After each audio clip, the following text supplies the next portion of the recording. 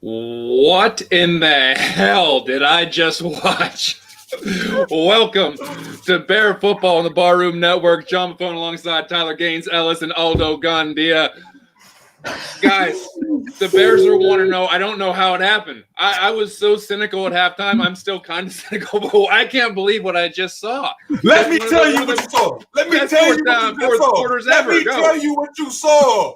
Are you not entertained? Are you not entertained? I am entertained, and my heart is still jumping out of the game, Don. This is why we got to see it through. It's what we did in the offseason, baby. It's what we did, man. It's not supposed to be easy. You never give up. You never, ever give up. Never give up. I can't. Every part of that fourth quarter, my eyes were this big. My eyes are so dry now. I can barely blink. Right, I didn't blink the entire time. Can you believe the turnaround from what we saw in the first three quarters to what we saw in the last four quarters? They somehow dig victory from the depth of defeat, and they finally took advantage of what the Lions were giving them, and they come back and they storm back. And you know what? I was ripping Trubisky. He had some real bad throws. He had some real bad looks. That underthrow to Robinson, followed up by the 27-yard sack that he took right after it, comes back and starts throwing darts after that. How about Anthony Miller leveling up, evolving before our very eyes? Javon Wims catching a touchdown pass. Jimmy Graham, who I thought was dead, was all of a sudden resurrected into a football player. That was a fantastic finish. There's plenty of things to work on, but we should probably relish the victory while we can. Well, where's the fight song? I need my Chicago Bears fight song. What are we doing right now? What are we doing now? Bears down, Chicago Bears, man. No, we will relish in it, man. This is what it's about. What we were upset about was we were messing up our gravy points. We know our Bears. They're going to make it hard as possible. Shout out my man Bobby Bonds. I'm blowing him up. I'm blowing my man Joey up. This is what they do. It's just they were going to get it down to the very water, and then we're going to be perfect. The last 7-10 drives have to go exactly our way, and that's what they did. You got to hold them to three. You got to score. Get the stop. Get the punt. Need a turnover. Get the turnover. No, ebbs and flows. But the defense finally picking up the pass rush, and I want you to kick it around because I saw some good things from my buddy Mingo. Yeah, well, and I just want to say that DeAndre Swift, wherever you are, please send me your address. I want to send you a Bears Barroom Radio Network mug because I want to thank you tremendously for dropping that sure touchdown pass that would have killed me and killed all the Bears fans watching. You were unbelievably great to us. Thank you. You gave us a gift. I'm giving you a gift. Let me know where I can send this.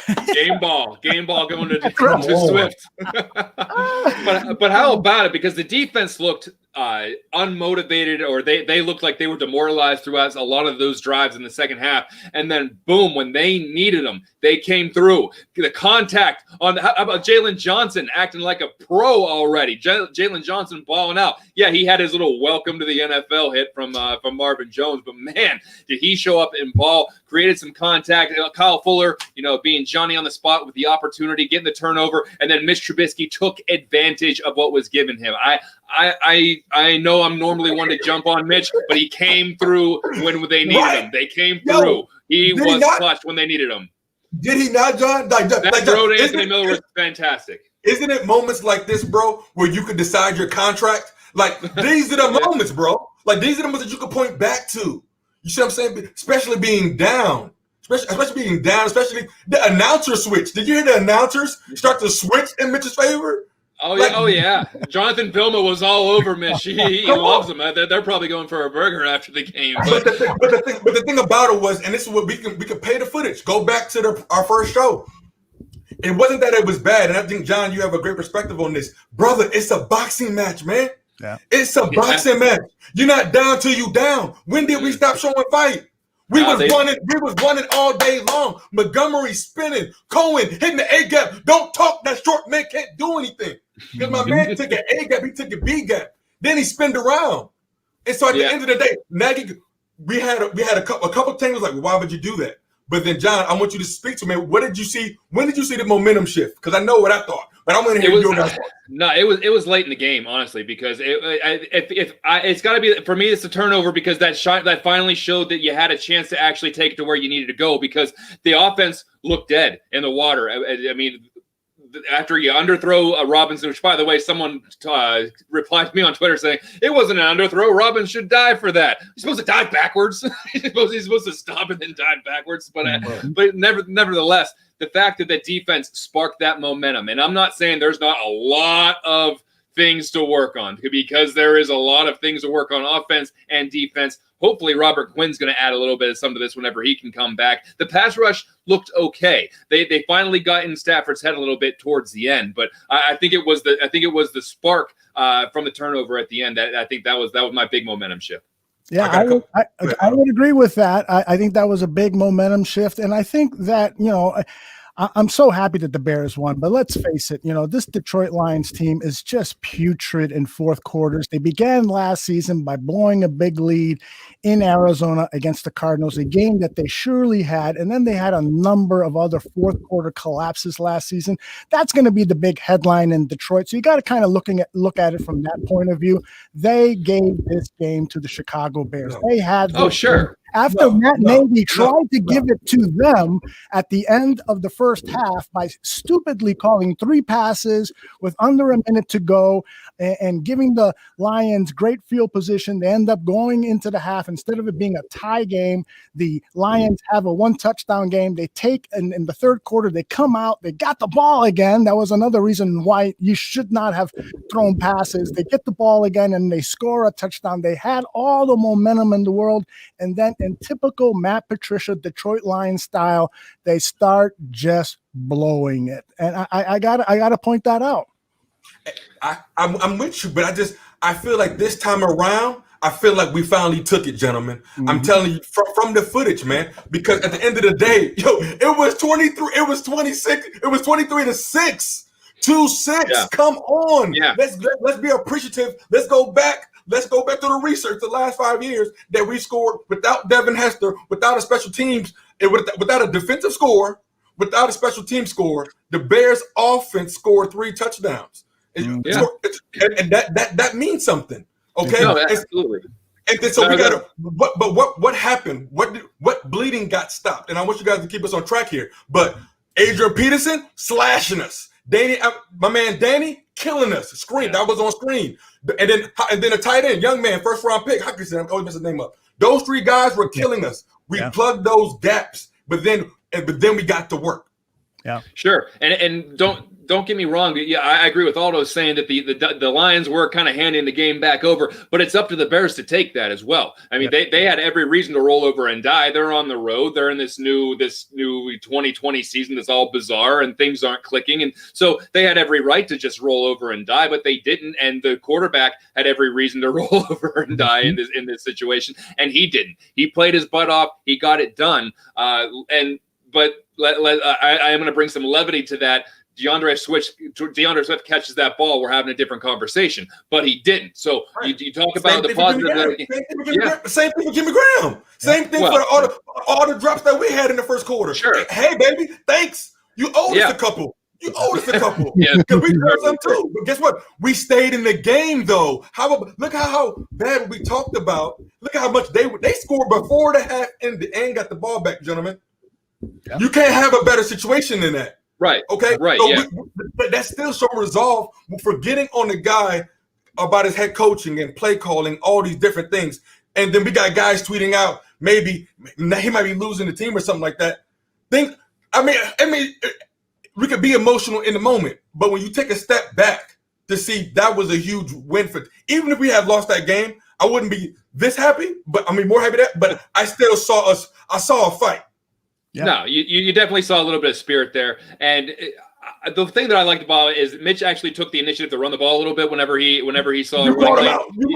I said at halftime, dude's not taking the running lanes when it's there. They were there a few times. He ended up with, I think, 26 yards rushing. As a whole, this team rushed the ball really well. How exciting is it to see that, David Montgomery does not go down after the first contact. He will spin off. He will run through. He will break tackles. He looked really good. Tariq Cohen was not doing this anymore. He was going boom like that a couple times, and that he was picking up positive yardage.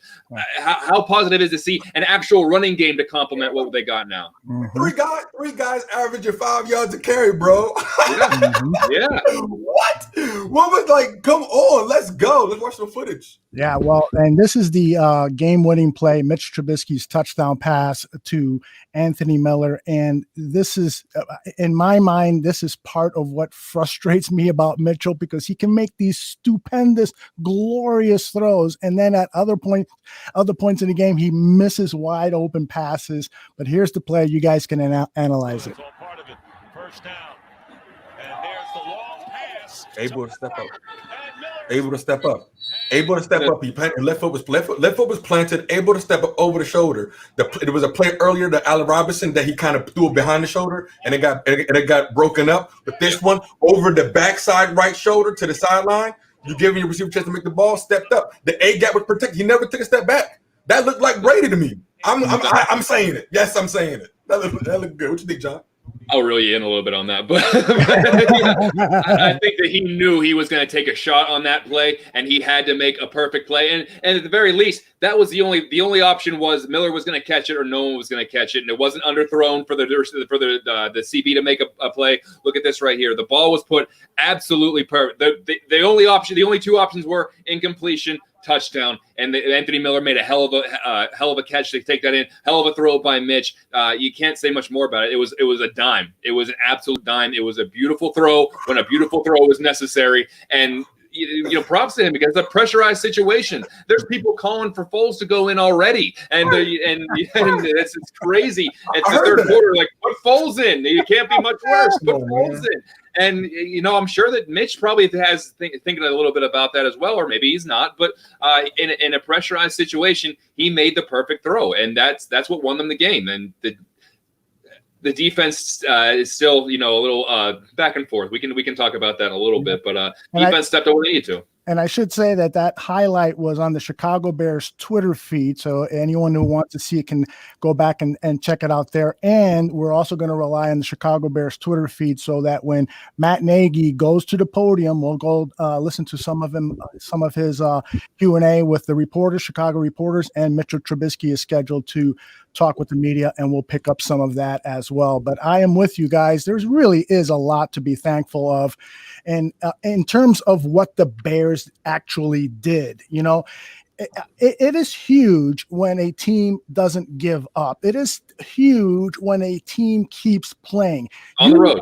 Yes, on the road. The perfect example otherwise is a team like Detroit. They got a lead and they don't have that killer instinct. They don't play for 4 quarters. The Chicago Bears, you can argue, they didn't play for 4 quarters because they had a couple quarters there where they looked bad, but they played to the end of the whistle. That one play I thought it was a lateral play that Stafford threw to his running back. What was the big difference on that? Roquan Smith kept going after the ball until he made sure that whistles were being blown. We all remember what happened with the Green Bay Packers, the Chicago Bears, where the Bears stopped playing to the whistle, and it cost us a playoff game and a chance to go to the Super Bowl.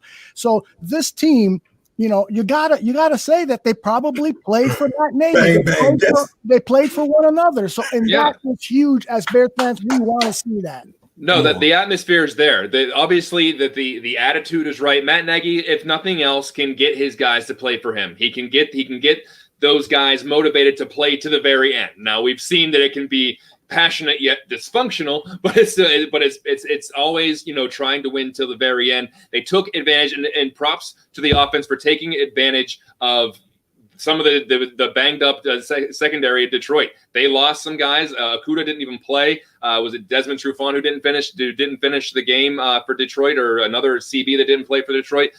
They saw that and they went after it. And it's easy to say, well, it's just the Lions, and they gave it away, and the Bears look bad for 75% of the game. But I would much rather have this conversation about what they can work on building off a win, a come-from-behind victory where they were down multiple scores and came back and won, and they're still 1-0, as opposed to if that game just would have held water and went the whole way through the fourth quarter and they lose 27-9 or 27-12, then we're talking about a team getting blown out week one. And that's not a conversation I really want to be having right now. We'll talk about what can be tweaked, what can be obviously be addressed. But at the end of the day, that team's undefeated at 1-0. And you're watching Green Bay and the Vikings beat it to kind of claw it out. There's not a team in this division that I don't think the Bears can beat. I don't think the Green Bay Packers are going to blow out the Bears. I don't think the Vikings are going to blow out the Bears. Obviously, I don't think the Lions can blow out the Bears, even though they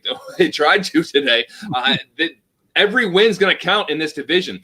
I honestly, 10-6 might win this division. 9-7 might win this division. So if we look back in November and maybe the Bears are a game up or they get into the playoffs because of one game, this could be the difference maker. I'm always into looking back and what could have been. I know I shouldn't be that way, but I am. Coulda, shoulda, woulda. Like a couple years ago, whenever the Bears lost to the Giants and it cost them a first-round bye, well, they ended up losing to Philadelphia in the first round, and they could have been in a first-round bye. So let's not put past how important every single win is in the NFL. So sure, there's going to be things that need to be addressed, but I'd rather address things at 1-0 than start thinking about, okay, they're 0-1. You don't want to fall to 0-2, and sure as hell don't want to fall to 0-3. So at least you got something to build on now.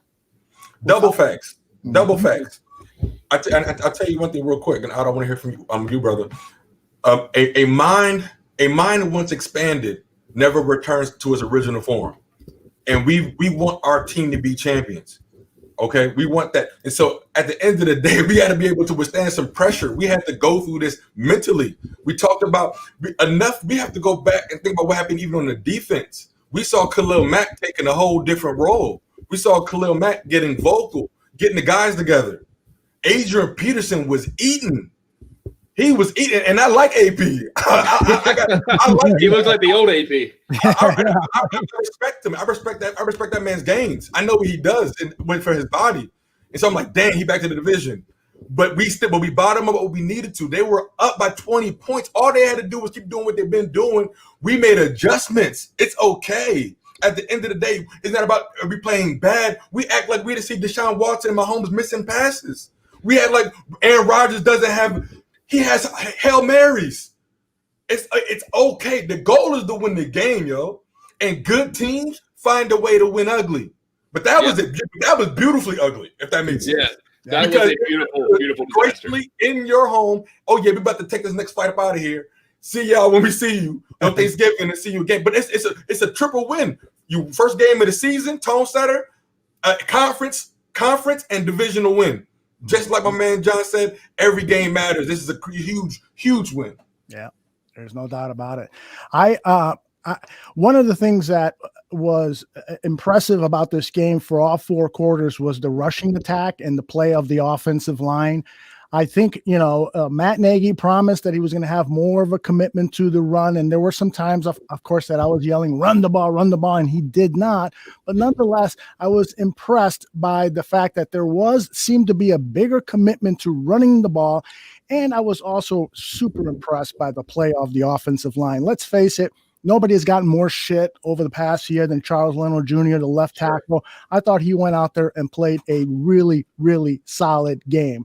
I thought that the other offensive tackle on the team, Bobby Massey, I thought he played really well. And then, anybody that knows me knows that I love to watch the interior of the offensive line play. And I thought that those guys were super solid.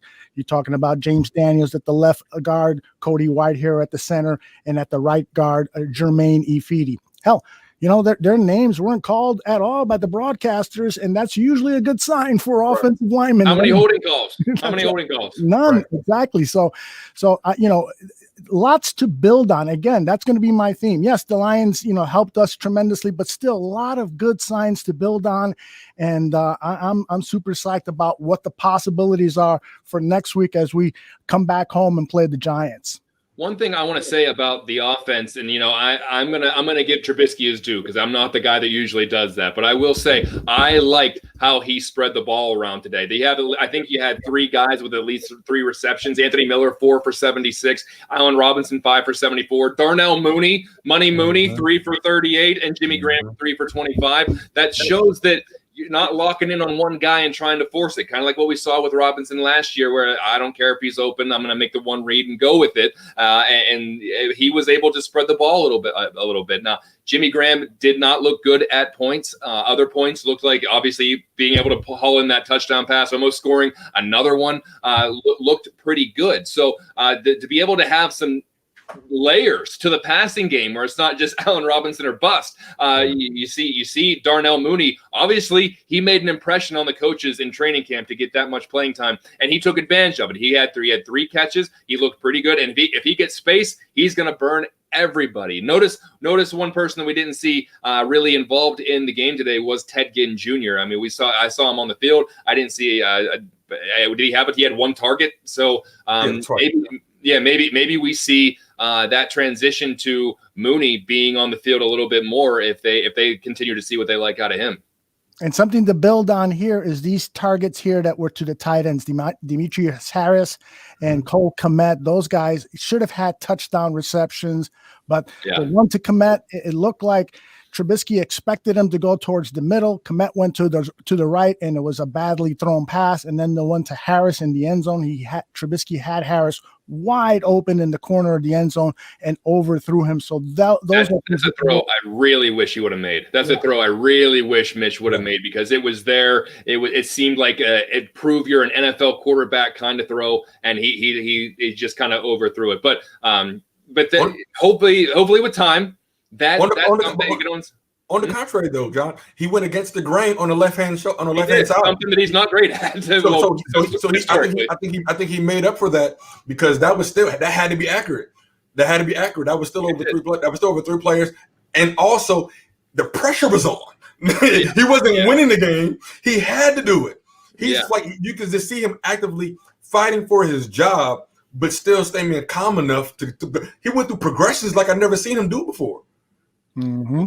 Another thing I kind of liked about the second half, I saw a big decrease in the call of jet sweeps. I didn't see too many of those get called in the second half, maybe out of necessities, but I hate when they do that. I mean, they ran one to Robinson. I think they ran one to Cordell Patterson. I don't like the end-around jet sweep stuff. I don't like the east-west. Maybe it's because I'm a bruiser myself. Just go forward and see what you can get.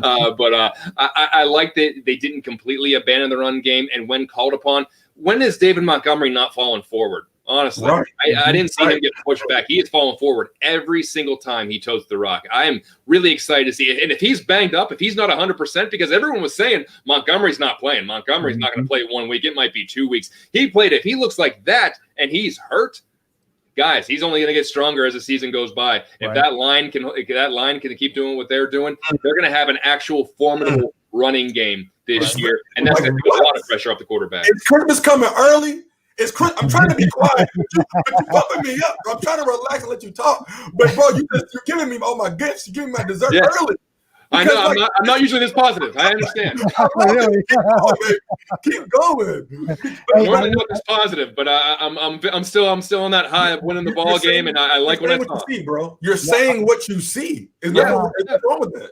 On a recent Gabriel and Schuster Talk Bears podcast, I said to Greg Gabriel, the former college scouting director of the Chicago Bears, who has a podcast here in the network, I said to him, man, I want to see David Montgomery get 20-plus carries a game. And he said, Aldo, no, you don't have to worry about that. What you want to see is 25 plus total carries for the entire team. So as we look at this stat sheet, what do we have here? We have 28 carries, 149 yards rushing. We've got Montgomery, 13 carries, 64 yards. Tariq Cohen, 741. Trubisky had 3 for 26. Cordell Patterson, what a weapon out of the backfield, 4 for 19. So this is very impressive. I don't care. Greg Gabriel was right. I don't care who's getting the bulk of the carries. This is not the old NFL where Walter Payton is getting 25-plus carries. This is an NFL where the different running backs can come in. You can win with a running back by committee, but you have to run run the ball. And to run it 28 times total, that's a great sign for this football team.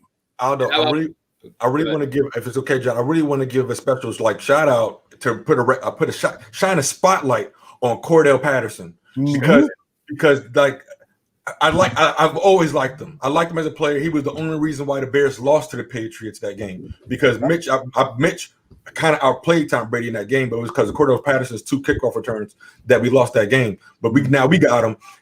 Even in the first half, he kept us going. He was this light. He was the bit of offense gaining yards. But I said it to say, you go back to his press conference, a lot of players talk about what they're going to do for the team. This is a guy that only had 28 catches 28 touches last year.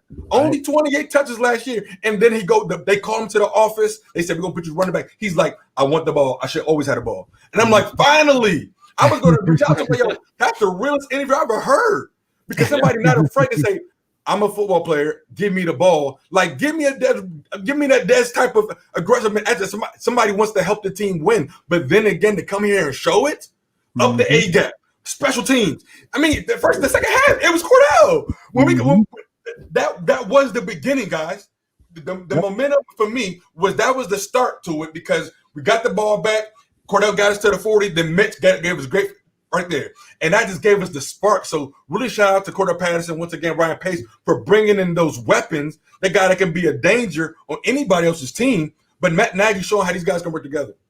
Yep. Yeah, there was a big kickoff return that I think kept the Bears in it, as far as after the Lions scored, Cordell Patterson takes it. I think it was out to nearly the 40-yard line or so. That gets you right back in it, because you don't have to pick up those 20 yards on a drive. That keeps the offense in the right frame of mind. They have a short field now. They can go score. Cordell Patterson outside does a lot more, and he's the first guy as the gunner. He's the first guy down there on the punts too. So I mean, there's a lot of things on the box score that you're not going to see attributed to Cordell Patterson, but he's bringing it. He's worth everything that they're paying him. He's a baller. I want to comment on what Michael Coffey says here. I don't want to misattribute what Greg Gabriel said.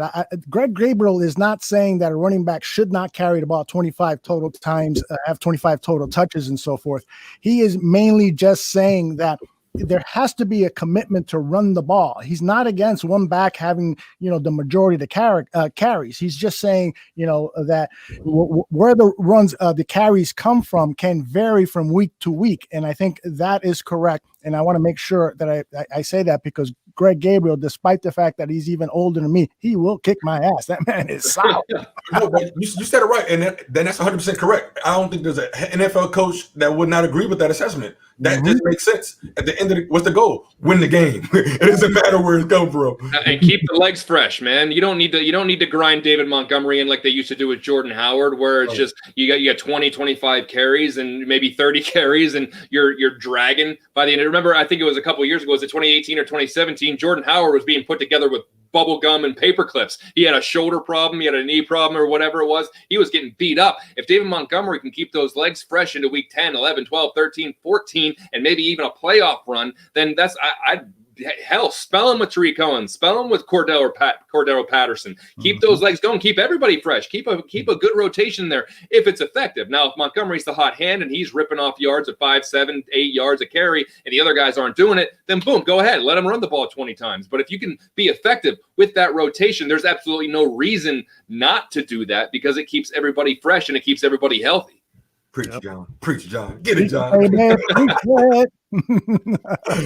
All right, I am checking to see if Matt Nagy is at the podium. He is still not, so we've got plenty of time here to continue to comment. I will interrupt you guys as soon as I see that he is at the podium. So let's turn our attention over to the defense, because I think one of the big storylines throughout the game was the absence of Khalil Mack's presence on Matthew Stafford. It was almost like he was practicing social distancing, and I was trying to keep an eye on Mack throughout the game. Yes, there were a couple of times where he was double and triple teamed, but I got to give credit to the left tackle, Taylor Decker, who was just signed to a contract extension by the Lions. The few plays that I saw him engaging with Khalil Mack, he was handling him one-on-one. And then there was another play where I saw Mack go over to the left side of the line, operating against the right tackle. And on that play, the Lions wisely went the other way, a direction away from Mack, because they probably figured, well, the right tackle, who their starting right tackle was not playing in the game, he was injured. So they probably were trying to stay away from Mack when he was playing on that side of the line. So it was a good strategy by the Lions. And so we have to go back and look at the tape and look at what Khalil Mack was doing that made him ineffective. Was his knee bothering him, or was it just good game planning? What's going on there? Because that is a huge concern. This defense needs the Khalil Mack of 2018 and not the Khalil Mack of 2019. I agree, but I think that also shines the importance of having someone like Robert Quinn in there. If Robert Quinn is in there and they're putting all their attention over to Khalil Mack, then someone like Robert Quinn could eat. But he wasn't in there. He wasn't really obviously absence, and so you're relying on guys like Mingo to go after, and that's not what you signed him for. That's not what he was brought to Chicago to do. So I think that's even more of a reason to make sure Quinn gets back as quickly as possible, because people are going to see that same tape. They're going to look at to see what the Lions did, run away from Mack, put an extra gun on him, and they did. I don't want to say they completely neutralized him, because I don't want to go that far, but he wasn't as big a factor as he should have been. So maybe it's a mixture of being able to pay more attention to him, because you don't got a whole lot of threat coming from the other side. Mm-hmm. and if you don't have to worry about that, you can put all your attention on him. And then that's why I thought Robert Quinn could potentially have double-digit sacks this year, but he's got to be on the field. Yep. We have to remember the Lions invested into their offensive line. They invested into the offensive line, but I think even more importantly, and John, that's a great point. I mean, you're right. But we got to remember, he's coming back. He's like, I like the fact that we won without Quinn. If we can't, I think my man Scar said it from the Monster of the Tri-State. He said, if we can't win without Quinn, then that's a problem. Mm-hmm. Yeah. I mean, we're not trying to bring in saviors. We're trying to just add to what we already got. Yep. We just can we be the Patriots? Can we just have a good system and we have players just come in and just plug in and go to work? Mm-hmm. But I think what shines a light on is the depth at defensive tackle, because with Eddie, no Eddie Goldman. Oh, I think we're going to. Yep, we are going live to Matt Nagy and see what he's got to say. Again, this is on the Chicago Bears Twitter feed. What did you say to the guys when you got in there? Yeah, no, right away, Dan, when I got in there, it was going strong. I mean, the guys were ready for it. We've been talking about it. They're excited to be able to enjoy a victory, to start out for us, our first time, and it sounds like 7 years that we started off 1-0. I'm just so happy for them. Our coaches were excited in there.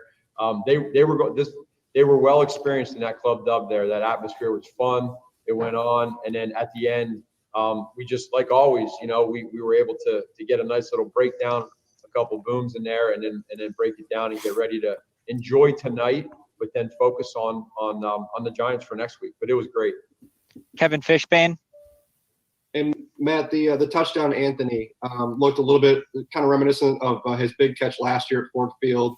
What did you see that on that play from your vantage point, both from Mitch and from Anthony?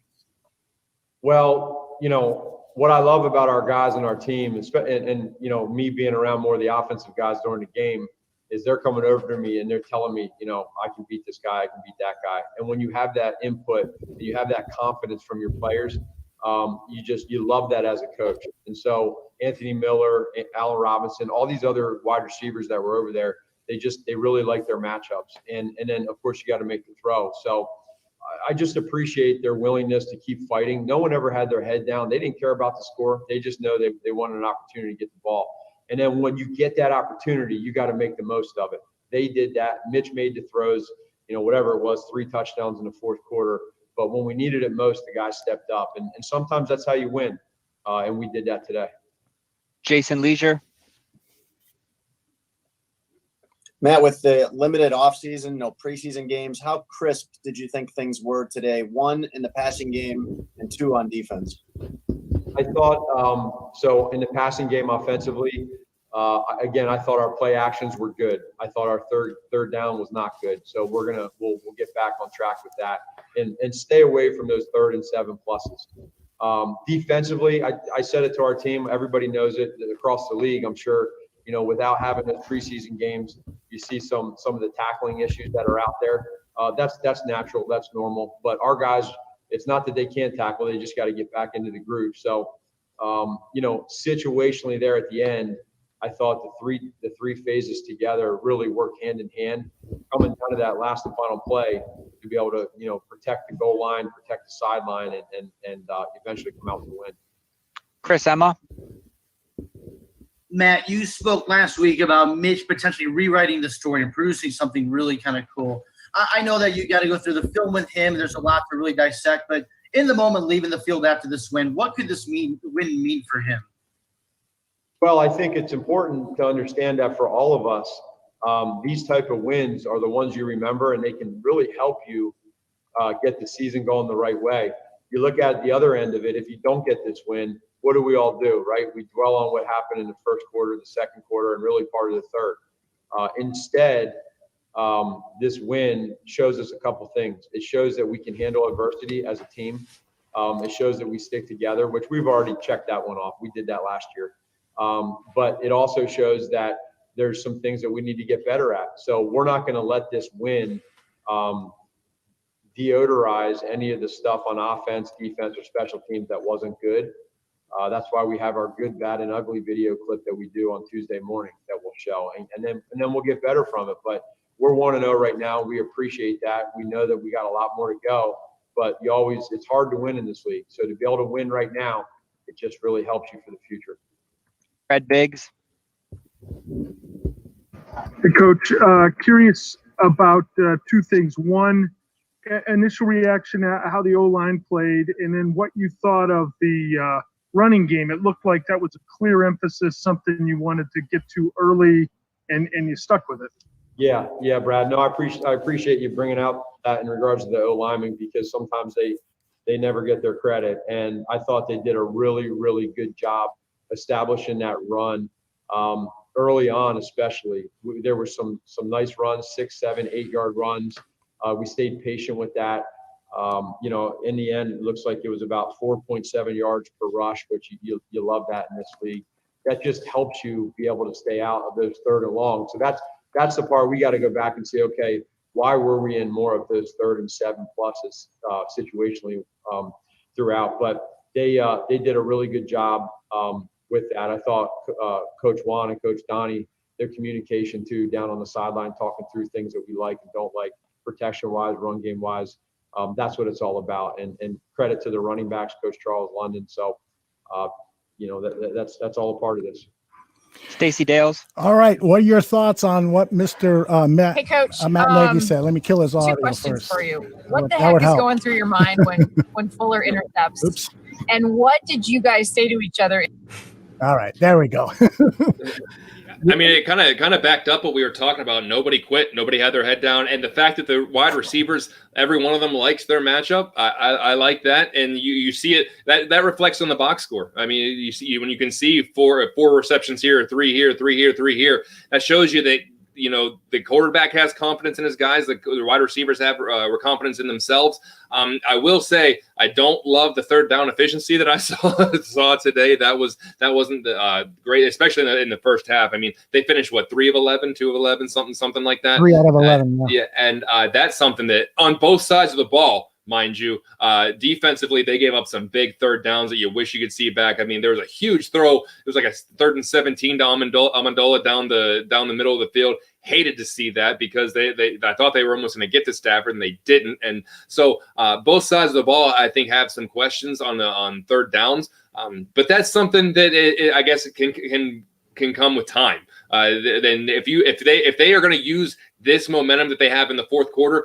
Me personally, I want to see that carry over. I don't want to see another stagnant, stale start. And we're going to see that against the Giants, whether they can keep firing on all cylinders or if it's going to be another one of those, okay, let's go through the doldrums of run the ball 3 and out. And it's going to be a field goal here, 9-6 game at halftime or whatever. I'm really interested to see how they start against the Giants because I think that they may have worked out a lot of kinks in the fourth quarter here. I want to see if they can actually carry that into next week and beat another team they should beat. Amen. There's no reason why they shouldn't. I mean, at the end of the day, just execute the play, take what they give you, but we don't want our offense to be vanilla. We're attacking. At the end of the day, even when we started out, I like the options. Even the first quarter, it didn't lead to a lot of points, but we saw Mitch spreading the ball out everywhere. He was spraying. And if you think about it, he just kept spraying. So we stayed consistent with the running game, and we stayed consistent with just getting the ball out. Bears fans, there's a lot of big things going on right now. And it's like, I know we got to understand where we're coming from and what we wanted our team to do when we compare them to other quarterbacks. Then when we try to do that, it's not always going to be pretty as we work through it. There was no preseason. There was when could you ever practice a situation like this? It's not just about beating the Lions. They were down in the fourth quarter, 13 minutes left. 13 minutes left and put drive together, John. No, you're 100% right. The fact that they were able to battle back like that, it showed, and they were able to kind of put it together on the fly, figure out what they were going to do, and keep the confidence going that they had the ability to come back and win. I give them all the credit in the world for that. I love to see that out of a team. I love to see that moving forward because that lets you know as a fan, hey, you're down 10, you're down 14 in the second half or in the fourth quarter, you got a chance. We've seen this already. We've seen it week 1 now. We've seen it now. That means it can happen again down the line. That shows the players, hey, we're down 10. We can do it again. We can come back. So I like the fact that they can get something like this on their record. They got something to show everybody that they can do this. So, and Aldo, is that like a 1935 Bears shirt? Or would you get that in high school? It's pretty nice. I love the fact that they proved to themselves they can do this. And I hate playing this, super coddling psychological thing because they are grown men, but Mitch needed this. I think Mitch needed this to save maybe not just his season, but potentially his psyche moving forward. I'm not going to say I'm not saying, he's so mentally fragile that he needed this, but I think that he needed this. He needed this. Every player, I don't care how huge their confidence is, and some, need it more than others, but every player needs to perform well in order to keep their confidence up, because even the greatest will sometimes go through a sliver of doubt. Man, my shot isn't falling in basketball. Man, my putts aren't falling. My drive is fading. Am I losing it? Every great player does it now. The great ones will overcome it quickly. They let that thought go in and they push it out right away. What we have seen with Mitch is that sometimes it takes a little longer for him to get the negative thoughts out of his mind. And so he needs this positive reinforcement. This fourth quarter comeback is that. This was a perfect opportunity for him to come out next week against the New York Giants and build on that momentum. And hopefully the offensive coaches are going to take the stuff that worked and throw out the stuff that didn't work, come up with a great game plan for him. And by the way, Berlissimo mentioned earlier in the chat room that what about Juan Castillo and the work that he did for this offensive line? We've credited the offensive line, those players, but the biggest acquisition that was made in the offseason for the offensive line was not Jermaine Ifedi, was not anybody else. It was Juan Castillo, and it showed today, at least in game 1, right, guys? 1,000%. We talked about it. I think we talked about it during our test run. That was our athletic offensive line down there in Philly. Right. They were athletic. The guys moved forward. We talked about that Raiders game, me and John, last time. And so moving around side to side, and Mitch moving the launch point. Absolutely, Berlissimo. My man knows what he's talking about. I expect nothing less from you. Hey, real quick, guess what we're not talking about? The fumble. The kicker. He made his field goal. That too. How about that? The kicker. We're not talking about a kicker screwing something up. He made tell me you wasn't sweating though when he was talking to kick. I'm sweating extra points, man. I'm a Bears fan. What am I supposed to do? I'm like, you better make this kick, bro. You better make this kick, dog. So all we're doing is setting up that really fun conversation we're going to have in 3 weeks is kicking controversy. Is it going to be Kairos Santos or Eddie Piñeira's finally healthy? Do you bring him back? So I'm not going to go that far. We're talking about week 1. We're talking about this win. I love the fact that we didn't have to bring it up. So John, real quick, it's really, really cool. And this is just a test of adversity. When you can when no matter what happens, when you in quicksand, you're trying to do the right things and you slow down because Mitch showed up in a good way. We haven't said anything about the fumble. That was him trying to come back. And that was like, oh, it's over now. People are like, oh, that's it. Like how many people said, how many people turned off the TV? How many people threw something? How many people tweeted something right away and said, that's it? Because I was like, man, I was like, please, not like this. But look at Mitch. We forgot about it because he doubled down and came back, John. Yeah, no, but the thing is, if they lose, we're going to be talking about those. So we gotta kind of try to stay even keel with this. I want to talk about all the positives, but let's not forget some of that other stuff did happen. We saw some vintage Mitch, where he runs one way and then he does that whole little loop the world thing that he likes to do, where he turns his back and then flips around and he runs 27 yards in the wrong direction and he takes the sack rather than throwing the ball away.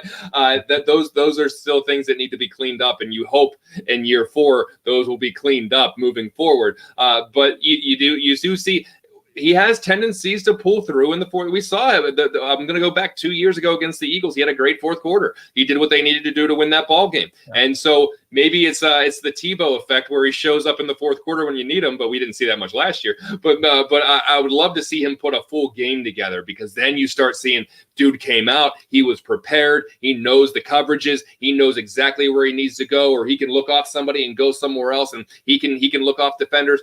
I need to see that in an entire game before I'm totally convinced that, this is our guy moving forward, sign him to an extension, whatever you want to do. I want to believe. I always thought that it would be better if Mitch won this gig and started playing well, because that's the guy that you want to be your future, as opposed to Nick Foles, who's already been up there in years, is probably not your long-term solution. And if you go with Foles, then you're automatically thinking about you're going to draft a quarterback after that. But we saw flashes today.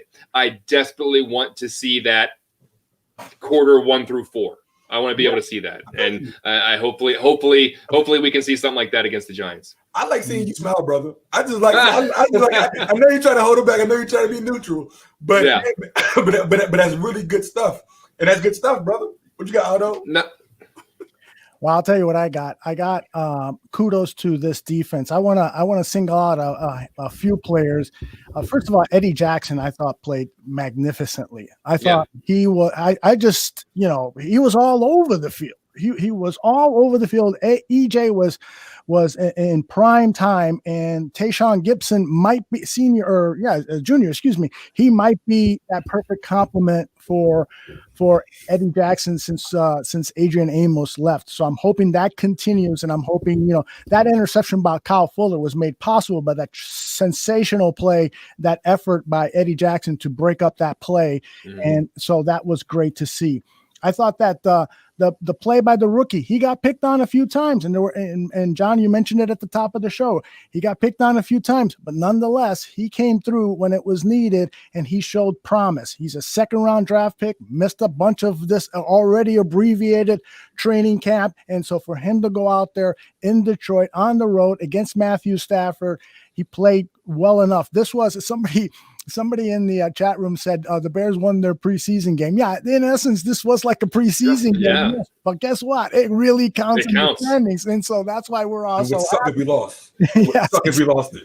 Hey, anybody else follow Danny Trevathan throughout the game at all? It looked like he was struggling a little bit, especially when he had to drop into coverage. He was getting. I don't know what was going on. I don't know if he doesn't have his season legs under him yet or what's going on. But that was a little concerning to me. Just as far as because. Behind that, what do you got at middle linebacker? Because they lost a lot of their depth moving forward. So I saw that as something it just kind of every time I see him, like he's a step behind, he's a step slower, but he's a consummate professional. I love Danny Trevathan. I think that if he needs to get back into the swing of things a little bit, he should be fine. But that's just something that kind of stuck out on the maybe not that so positive side of the more of the negative side on the defense. But there are a lot of good standout players on the defense today. Absolutely, brother. I think that it was Danny. I mean, not the kicker had worse, but that's why that Swift play was open, because he had got past it. But at the same time, that was a couple yards down the field. But I did notice that as well. And as much as I want to talk about the positives, we made it harder because there was a couple. Eddie Jackson should have had a couple sacks, but I felt like he hesitated at the line of scrimmage. Here's a couple blitz he came on, but I think that Adrian Peterson effect, they got him standing still sometimes. And Stafford got off, like I want to say, 3 balls that should have been a sacks. And I think when Akeem got the sack, it finally got you gave the Sharks some blood, and then they wanted more and more and more. And then but then at the end of the day, Gibson for me, from what I saw, when AP was thrashing, I didn't see him really coming down crashing the way I wanted him to, John. Because when AP's that second step, I'm calling a spade for spade. I'm saying what I saw. Yeah. When he came down, Gibson took the inside. Never. Why would you always take the outside because you want to force him inside towards everybody else? AP is a horse. Gibson took the wrong shoulder bump. It's like, and so, but it wasn't until Bush, I saw Bush in the game, and that was around the same place that the guy, my man 93, Vonter, had a heck of a play. Had a heck of a play. And then Harris, I remember Robert Harris had a beautiful open field tackle that was barely missed it, but you say don't arm tackle, but that was a huge solo tackle. So these little things to make those third downs were clutch. And so when we could talk about a bad 3 quarters, it was just the fact that the Lions they were able to get some shots in, but we kept it close enough that we could stay within distance. Yeah, and I think that the pass rush is only going to get better. You saw Akeem Hicks a few times get in there, but he blew through the block, but he was just in the wrong place once he got through the line. So he started to come along towards the end of the game there, but you saw him kind of maybe not be exactly where he wants to be, and everyone's going to be like that. I mean, there was no preseason, there's just abbreviated training camp, there was very very little amount of real time playing. So I think that's going to be something that is going to be, polished a little bit more. But I think that the pass rush is going to get better, and I hope it gets better. And I hope that Robert Quinn's injury, even though we don't know a whole lot about it other than it's an ankle, is that hopefully he's back sooner rather than later, because I'm really excited to see what that looks like. I'm not saying they need him to win. I'm just really excited to see what that looks like once he's in there opposite of Khalil Mack, because I think he's going to have plenty of one-on-one opportunities to go get the quarterback. Yep. I think what was interesting is that both defensive lines lost their battles against the offensive lines. The Lions defensive line didn't do anything special, and the Bears defensive line didn't do anything special. So that makes you maybe wonder, we'll have to see what else is going on around the NFL, but is it could it be a sign of that the offensive line are ahead of defensive lines early in the season? I kind of doubt that, because it's usually the other way around. Right. But maybe that's the case, or maybe it was just the fact that both defensive lines underperformed today. But I gotta believe, as many people have been saying in the chat, that once Robert Quinn is back, and you just said this, John, once Robert Quinn is in the lineup, and hopefully he'll be in the lineup very soon, and he will be 100%. Let's hope that the Bears have been very cautious and want to get him to 100% before he makes his debut as a Chicago Bear. That's going to make a huge difference, because if we do get this lack of a pass rush, it's going to catch up with this team. There won't be miracle finishes like we saw today. We need the Bears to disrupt the quarterback, and basically we know that that's been a major component of the Ryan Pace chemistry. He's invested a lot in pass rushers, and so when you're not getting a pass rush, you're not getting much on your investment. And you're gonna be going against teams that are not down their number one receiver in the coming weeks. Kenny Golladay didn't play today, so they had, that was a huge factor, because there's some of those times where if that extra second that the line held, Kenny Golladay is going to create separation, and Matthew Stafford is going to go to him. So in the coming weeks, you're not going to be playing teams who are using their second, third, and fourth option at wide receiver. So that pass rush needs to step up. They got away with it today, and they did what they had to do to win. But I don't think that's going to be a recipe for success moving forward. Whenever you got to play Aaron Rodgers, or you got to play even playing the Vikings for that matter. I mean, I'm not the biggest Kirk Cousins person, but I mean, a competent quarterback's going to find his number one if he's creating separation. So you want to make sure that you got a little more pressure on the guy than they showed today. And now they can maybe get away with it against Daniel Jones next week, but that's not a roll of the dice that I'd be willing to take. So try to get him back, get him like you said, although they usually are much more cautious with injuries. They'll give a guy an extra week, even if he could play this week. So let's hope that's the case. And this wasn't something that they were kind of just hoping wasn't anything big, and then turned out to be something big. So let's just hope that let's be positive about it and think that he's going to be back either next week or the week after that. Yeah, and we saw the absence of Eddie Goldman, as one of our 100% said, and it was said a number of times in social media today. Eddie Goldman typically plays anywhere between 40 to 60% of the snaps in a Chicago Bears game. It depends on how much the other team is running, because he's primarily out there to stop the run. And we saw Adrian Peterson just basically carve himself through the middle of the line. I saw John Jenkins on a couple of play pushed off the line of scrimmage, and it just wasn't pretty. And so hopefully the middle of the line will improve, because we need the middle of the line to keep those blockers off of our linebackers. Roquan Smith is an outstanding linebacker, but you put a 310-pound offensive guard on him, it's going to be very difficult for him to shake free of that blocker and make the tackle. So we've got to keep an eye on what's going on in the middle of that defensive line, because that could be an issue moving forward. Especially against someone like Saquon Barkley coming up, where you need guys that can gobble up those defenders and let those linebackers run free. I'm not saying next week's going to be a gimme either, because I don't think it will be. I don't think any game's going to be a gimme this year, but they should win. But if they could have an opportunity to give up some big yards on the ground. All right, here we're going to go to Mitch. Went up and made plays, and we stuck together. So I'm really proud of the team, the way we battled, the way we came back. I think it says a lot about our character and how we just never gave up on each other. Mike Berman. Mitch, you talked about all the things you did in the offseason to get yourself ready for this season, and then this game does not start how you wish it would have started, but you're able to lead the team to a win in the fourth quarter. How were you feeling? What were you thinking mentally late in that game? And what do you think for you a win like this does, and the way that you were able to lead it and make it happen? Yeah, for sure.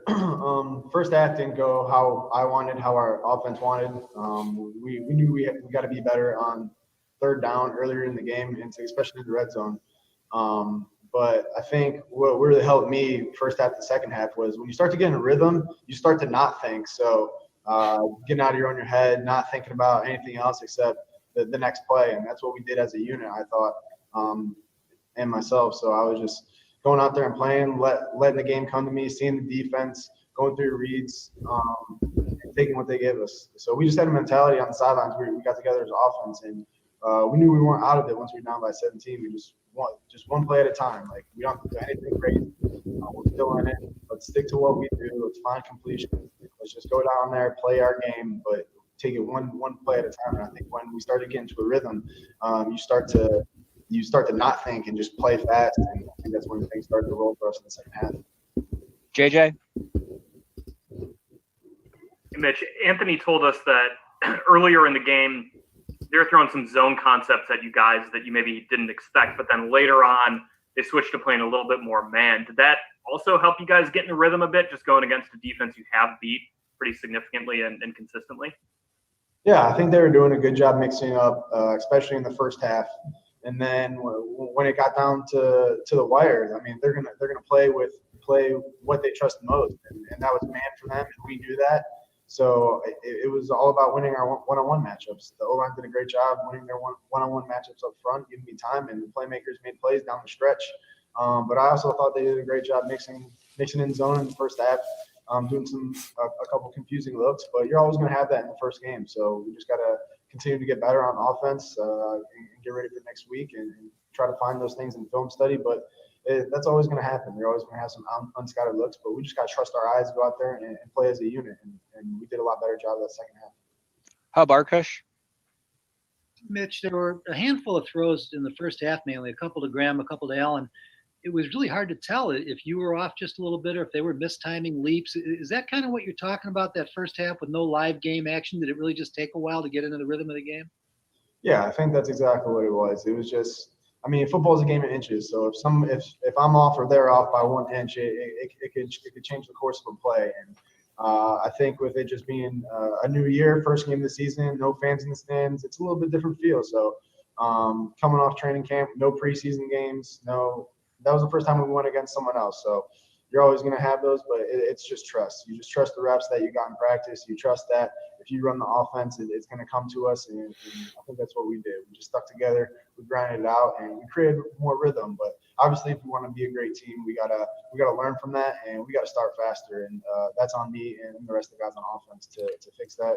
I think Mitch makes a really good point there regarding the defensive calls that were made by the Lions. They have a new defensive coordinator. Last year, they rarely blitzed Mitch Trubisky, and he had a lot of success against that and playing against man-to-man. The Bears wide receivers just are really good at getting open in man-to-man, and we saw that happened again today. But we also saw that the Lions called more zone defenses, and they also blitzed Mitch more often. They gave him different looks. And so perhaps that's why the offense was out of sync. You know, those things are really difficult to ascertain. Even when you study the tape, there's just so many different things that happen. But bottom line is this: he came through when necessary.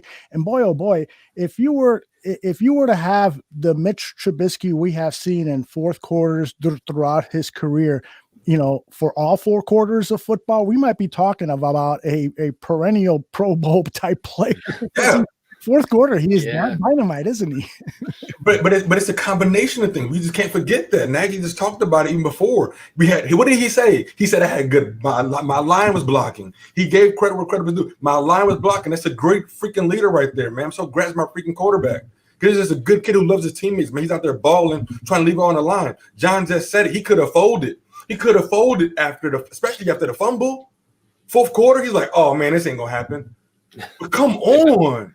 Like, yeah, I was gonna say what I got from that press conference real quick was the idea or the key to playing well is not thinking at all. Don't even put a thought in your mind. Just throw the ball. No, but you know, I maybe I unfairly judge Mitch a little bit because he is going with everybody else where he hasn't seen any live game action either. He hasn't played against anybody either. So I automatically, and it still could be, but when you see him make some of those poor throws or he's off sync with some of the receivers or he takes the bad, you know, tilt-a-whirl sack or whatever, it's easy to say, same old Mitch, look, he's still doing the same stuff. And that still might be the case. However, he hasn't seen any game action either. And he maybe it took 3 quarters of that BS for him to realize or kind of have it click in to say, okay, this is what we've been working on. This is what I've been working on. I'm going to show everybody that my footwork's not garbage. I'm going to show everybody that I'm pissed off. I'm going to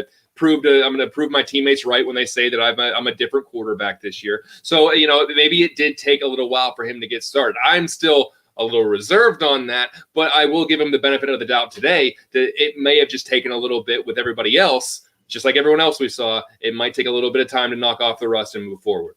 He could only execute the play that's being called. He can't catch the ball. He can't catch it. He can't play defense. All he can do is throw the ball. Let's just say there was 4 to 5, maybe maybe you shouldn't threw that ball. So what? Out of 60 minutes? 60 minutes, but as the game progressed, it got better. Anthony Miller stepped up. Those were like 3 clutch back-to-back throws to Miller, who had previously dropped the previous 2. And so, like, these are things that go on. This can't all be on Mitch. I know he's gonna he's gonna ride and die with the shit, man. But we got to give Mitch a freaking credit. He can't do it. Yo, what is he supposed to do if the A gap is crashing? That's what was happening in the second quarter. Yeah. What if Mitch was taking sacks? Then what? Oh, he got rid of the ball sooner. So the balls that were being skipped, we got their work. But then Mitch bashing his teammates. No, he took the high road. He promoted them what they did in the fourth quarter. But in the second quarter, I saw the A gap crashing and Mitch had to get rid of the ball quick. So we have to applaud those things too, because that's still keeping your team focused. Mitch didn't dog on those guys enough. He kept everybody together. So when it came down to it, we could execute as a team, and they did.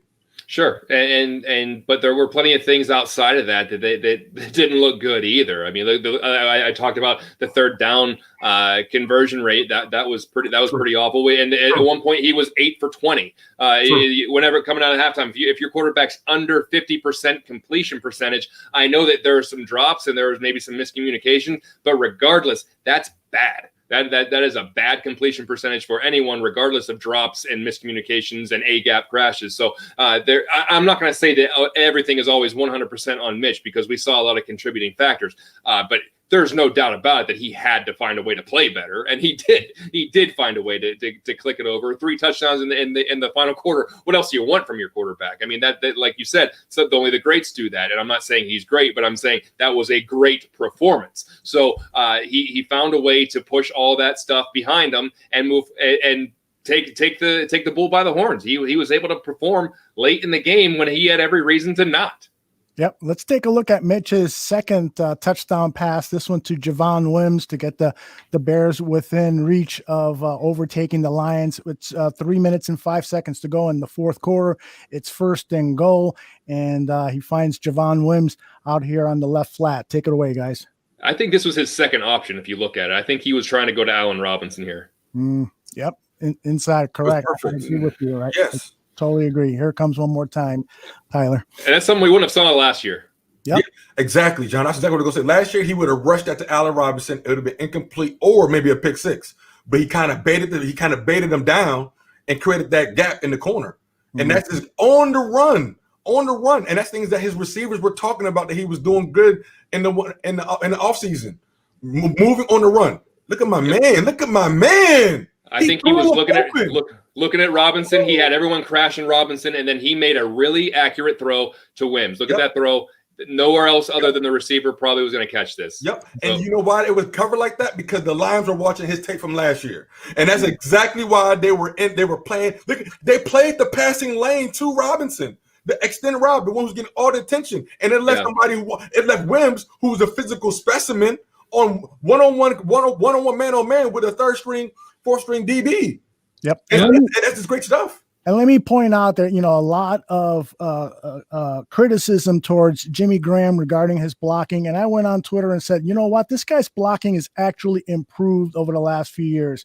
Now look at him here. He does just enough to give Mitch the necessary time for Mitch to get the pass off. It's okay blocking. No, he wasn't a turnstile there. He blocked the guy he was supposed to block. He held it. What is that? 4 seconds that he was on him. Now, what else do you want your tight end to do? And I know that the whole Jimmy Graham is not a blocker thing was the thing that's followed him from team to team. But I know that he considered himself a wide receiver at one point, and he was trying to get franchise tagged or a contract with the Saints that was worth big wide receiver money. But that's a professional block. He didn't lay down. He looked like he was actively trying to hold that block. That wasn't a dude just okay, I'm supposed to block this play. I guess I'll at least get in position and let the guy run me over. I'll just do the Ole offense kind of thing. He held his block. And so it's not as bad as what I'm not going to say that he's a great blocker or that's his specialty, but he did exactly what he was supposed to do there. Right. And I said this before, we have to be pleased that for the first time in over a year, we are lining up tight ends the defense looks at and say, yeah, we better guard that guy, as opposed to what happened last year when Trey Burton went down and Adam Shaheen was Adam Shaheen, and the rest of the Chicago Bears tight ends just weren't the type that the defenses really had to pay attention to. And when you run an offense like the Matt Nagy Reed offense, you got to have tight ends that at the very least demand attention. And so we saw an improved offense because of what Ryan Pace did during the offseason in acquiring those 3 tight ends. They don't throw a jump ball to Jesper Horsted last year. I can tell you that. I'm totally with sideline. And I was sideline. Did you see Mitch create that play? Like Mitch created that play with a pump fake, running towards the sideline, man on his back, and then getting Jimmy like, come on. I mean, that's just good stuff that you want to see from your man who's playing without a contract.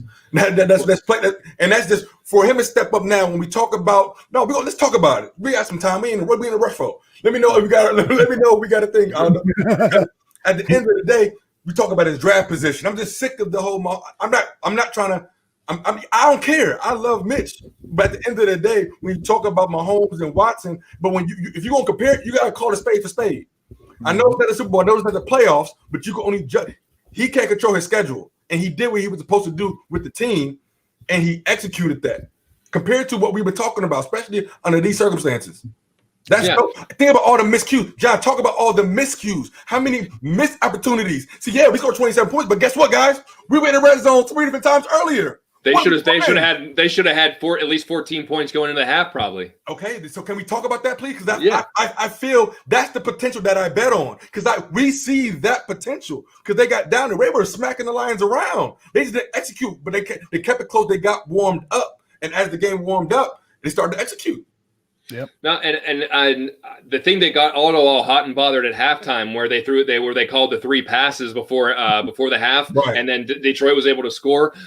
If that's something that they don't do, then this game's completely on its head, and that's also a point where the defense or the team in general could have been like, all right, what the hell is this? Let's pack it up. We can't even run out 50 seconds. We can't even waste time on offense before we have to punt it and they run down on us. So that was, I think, that the fact that didn't bother them or that didn't get them down was big. The fact that their red zone offense was so bad in the first half, the fact that they go for it on 4th down early, don't get it, they're reduced to kicking 2 field goals going in. Like, okay, is this team ever going to score a touchdown? Is it possible for this team to score a touchdown that's not on some big home run play or something like that? Can it be a designed red zone play that they score on? And then they do it, and then they're able to do it. So I love a big thing last year was they were not able to adjust. They didn't adjust at all last year. They adjusted. Exactly. Say it again. Say it. They adjusted. They didn't do it last year. They did it today. At least in the fourth quarter, they did. They adjusted, and they looked good. They looked good. I'll give them that. They look good. All right. No, are you not entertained? I am entertained. No. I had a heart attack 3 different times. Once out of grief for DeAndre Swift not catching the ball. Second time for it actually happening. But like I said, I'm really excited for this team to go 1-0 because it's that you'd much rather be building off of this dirty, ugly, come from behind win as opposed to they could have laid over and lost 27-6.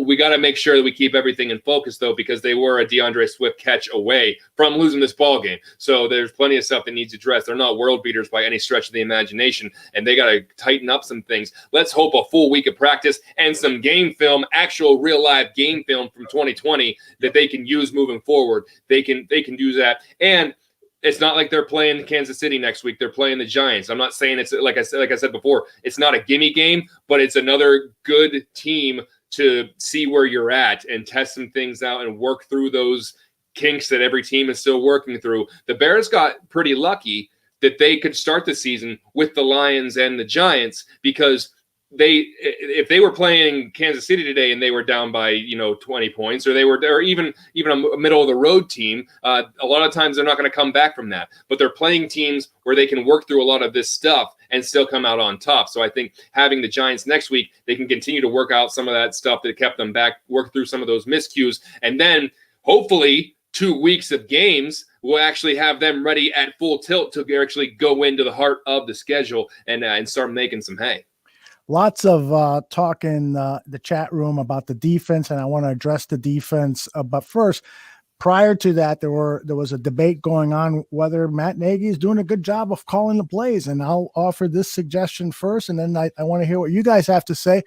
But I think that Matt Nagy generally did a good job of calling plays. It's just situational football. That's where he lacks. It's, as you said, John, it's the end of the first half, and I blew a gasket with the 3 straight play calls. It's the 4th and short, and they did pick up the first down. It was a play to Cordell Patterson where he went wide. It was a trick play, and I'd like to see some more traditional, bring in a fullback, pick up the yardage there. You can do it. You can do that. It's just that he tries to be the most clever guy in the room, and he is a very creative head coach. But sometimes you just got to go to the true and tried stuff when you have a team that is just beginning to crawl as an offense. And so to rely on trickery isn't always the best solution. What do you guys think? No, I'm with you because I think that how many times did you see David Montgomery get blown up in the backfield for a loss today? Mm-hmm. I can't, nothing really rings off the top of my head, to be honest with you. Put in a fullback, put in JP Holtz or put in Ryan Nall and just blow up the gap and have David Montgomery fall forward for a yard. I think you don't have to outsmart everybody. We're not, sometimes this isn't chess. Sometimes this isn't even checkers. So sometimes you just go in there and plow through the middle and pick up a yard. So the fake fullback dive flip, I used to use it on Madden all the time. It's a interesting, fun play, and it worked. The Mitch QB sneak on that didn't work on didn't work on fourth down. Hand the ball off to a guy that wants to run the ball and get a guy that's going to fall forward. I mean, you can get ahead of steam.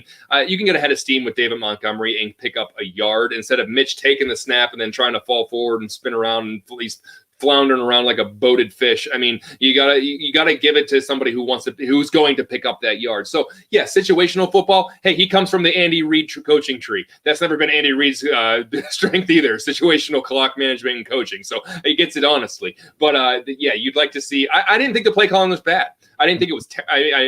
There's obviously some things I disagree with, but I didn't think it was horrendous. At times last year, I'm thinking, what the hell are we doing? You're running the ball, you're telegraphing the run. Everyone knows the run's coming. So then you're going to abandon the run, and then you're going to throw it 40 times. And then you're going to do these end arounds, jet sweeps, and you're going to draw this trickery stuff. I mean, sometimes when you resort to that, you're telling the other team, we can't beat you straight up. We can't beat you man to man. We can't beat you off the line. We can't do this. And so we got to do all this gadget, end around sweep, use our gadget players. So, I didn't think it was horrendous play calling today. Some things I did disagree with, but the situational stuff, absolutely. At the end of the half, at least if you don't connect on that first pass, if you're dead set on throwing the ball in that situation and you don't connect on that first pass, maybe run it on second down so at least the clock keeps going, or you force Detroit to use a timeout. And then if you don't pick up anything, run the ball again and just try to kill the half then, because you don't want to give them the ball back with a minute and knowing that you have to kick the ball off them in the third quarter. So all in all, I wouldn't say I was angry at the play calling. Just there was obviously those hiccups there. Comparing it to last year, I mean, this game, I want to say there was maybe 2 drives where I'm like, okay, what are we doing? Those plays you just talked about, John, but those were like 2 to 3 drives compared to before. Mitch, he spread the ball around. I was happy with the play call. It was aggressive. I actually liked the going forward on fourth down. He was answering a lot of questions because it's not – sometimes, John, you were right. It is simple because it is chess sometimes, because you run a play in the first quarter because it's going to impact the psyche of that player in the fourth quarter. And so sometimes things are just like a setup. And I think he did a very good job of that because he started off the game off with 3 straight runs. Actually, 4 straight runs, actually. Yeah. But we're talking about how many times Mitch got the ball out to how many different receivers. But he started off, and I think he was balanced both ways. It wasn't perfect, but it was enough to win the game if we go back to, again, drop passes and things like that. But, guys, guess what? I think we're panicking because we didn't get it the way we wanted it. I think it's us. We're doing it for our anxiety. We did it the last 7 possessions of the game versus the first 20. But if you just divide those last 7, 8 drives that we had and you sprinkle out the game, then we're happy. It's okay. Yeah. I think that it was such a peak or a valley and peak on this game that it was easy to be super angry about one part, super happy about the other, because there was no even keel, this is what happened kind of thing. It was down here and then shot back up in the last. We got a shot of adrenaline in the last 10 minutes of the game, and that's great. And you hope that carries over. But I think, at least for me personally, I take a holistic look at this and say, well, okay, looking at this in the second quarter, that wasn't good. It was good in the fourth quarter. So let's see what they do in the first and second quarter next week, and then we can kind of make a better opinion about it.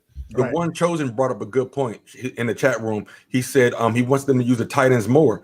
I agree with you, brother, but let's also remember the tight ends are being used even when they're not being targeted, because that's the benefit of having tight ends that can actually catch. Yeah, nobody cared about the tight ends last year. No one paid any attention. Exactly, John. And so if the tight ends are bad, Allen Robinson, Mooney's not getting that catch. Allen Robinson's not getting that one-on-one. Anthony Miller's not getting that one-on-one. Mm-hmm. And so, but I definitely want to see our tight end shine too. But I think the more they're going to focus on Mooney, so that's going to give a tight end some openness if Mooney's doubled or if Anthony Miller's doubled. And so it's coming. I think it's coming together. Now the defense and the coaching staff getting some hits by people in the chat room, like I'm going to try to pronounce this, Abulushi. It's a very cool name, and I hope I did it justice. He writes, Pagano wasn't calling the right plays, and I think it also had to do to the Lions reacting to past years. Pagano has to position Mack, Akeem, Trevathan, Roquan, Fuller, and Eddie Jackson at better positions. And I think you can, I think there's some truth to that, but I also think that it is just in the very first game of the season, it is very difficult for coaches to coach because there's no tape of what the team has done, in prior weeks. This is the very first game of the season. For the past 2-3 weeks, and sometimes even much longer, teams have been preparing for week one's match. And so they've looked at old tape and they've looked at ways to attack. So Pagano, yes, somebody wrote, we bring Vic Fangio back. I would love to have Vic Fangio back, but that ain't going to happen. He's a head coach. Who wouldn't like Vic Fangio to come be their defensive coordinator? Pagano is our guy, and so hopefully he's going to make better decisions, particularly after he gets to evaluate the tape and so forth. And, you've got to also factor in the fact that the reality that Khalil Mack came into the game with a bad knee. Robert Quinn did not play at all because of an ankle injury. Hopefully he's back next week. So there's some factors there, but let me play this play here, because this was the play of the game from a defensive standpoint. This was the Eddie Jackson interception, and you guys can take it away and react to it.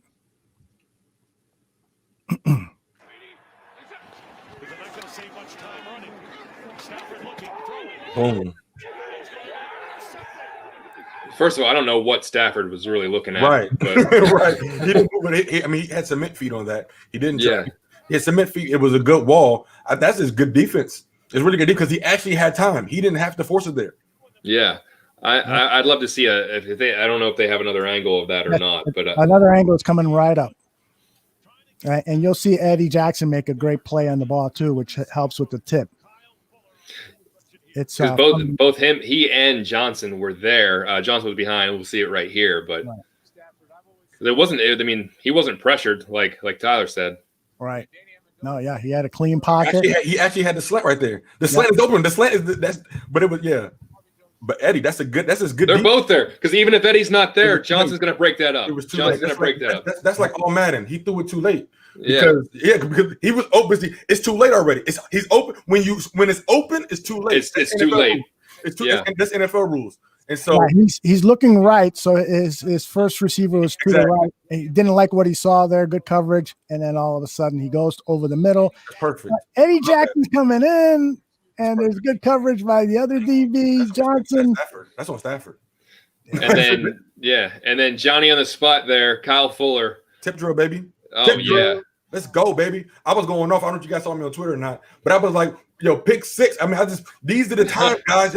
These are the Brian Urlacher when you was ripping the ball out of Edgar James's hands. And everything. These are the moments this is what I grew up with. This is what I'm used to. I'm used to that. This is what we live for, guys. This is what do to us. It has to be dramatic. we can talk about the bad throws as much as we want, but the fact is it was an opportunistic defense that actually was able to pull that up and whoever to Jackson doing his thing, Johnson doing his thing, and then Kyle Fuller being there at the right time to make a play. It's a much different ball game if it's just a deflected ball down and it hits and then the Lions have to punt.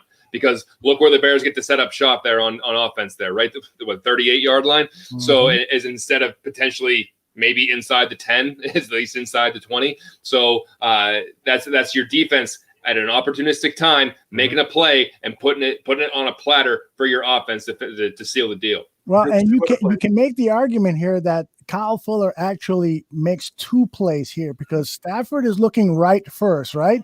And so Kyle Fuller has excellent coverage here, which is why with help from this player, I'm not sure who this is, but so that's why Stafford had to look off his primary receiver and then go over the middle. And then all of a sudden, big stuff happens. Beautiful stuff.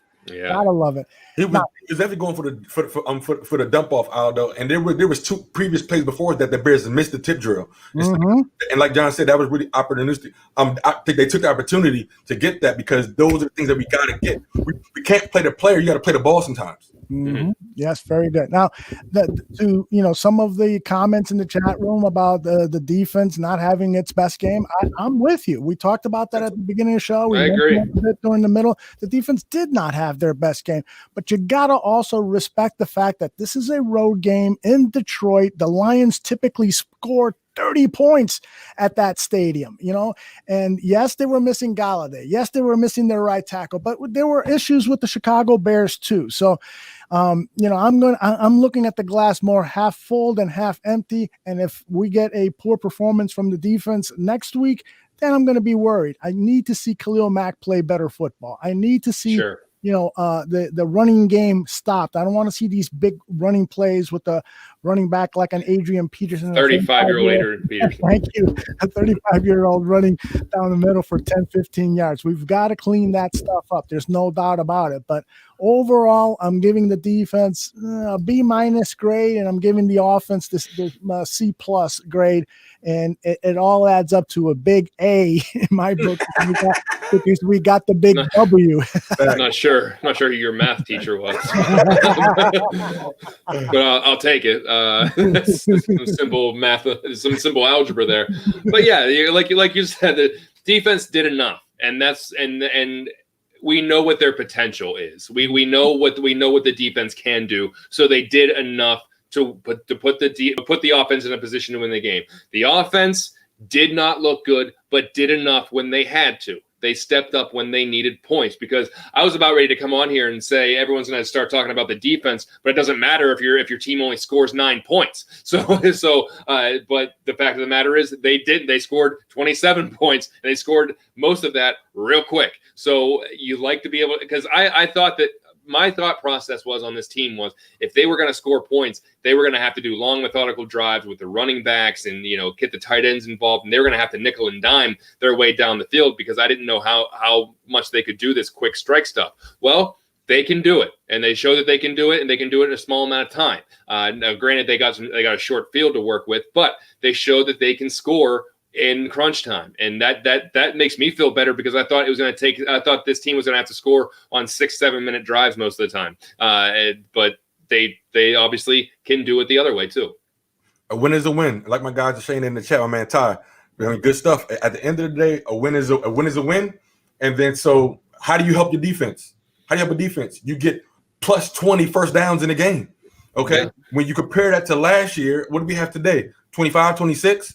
And so when you break that down, that's still giving your defense sometimes times the rest, especially when we all saw them getting gassed, catching their breath and everything. And so when your offense can still keep your defense, hey, it's beautiful. And of those defense, the previous man had a really great question when he named all those players. Chuck Pagano had talked about. That question, he said that I need to work on putting my players in a better position. He said that himself. So the fact is he's working on that. And from those players listed, there was only 4 of the guys. But those guys listed were like dang near superstars. But we got to remember, this is the NFL. Even if the stars are playing, the talent drop-off shouldn't be that dramatic. Galladay is a special talent. But this is still the NFL. You got guys fighting other things in life. These guys are hungry. Everybody here playing here, anybody playing wants to be here. So everybody on the field is giving a 200% effort. So who's in, who's out, I drop it down in value a little bit, just because it's like, every man on here is fighting for a job. There you go. What do you got queued up for us, Aldo? This is the lone sack of the game by our big man, Akeem Hicks. And, again, there's plenty of criticism, but you got to hand it to this team. They came up with the big plays on offense and defense, and this was one of the big plays.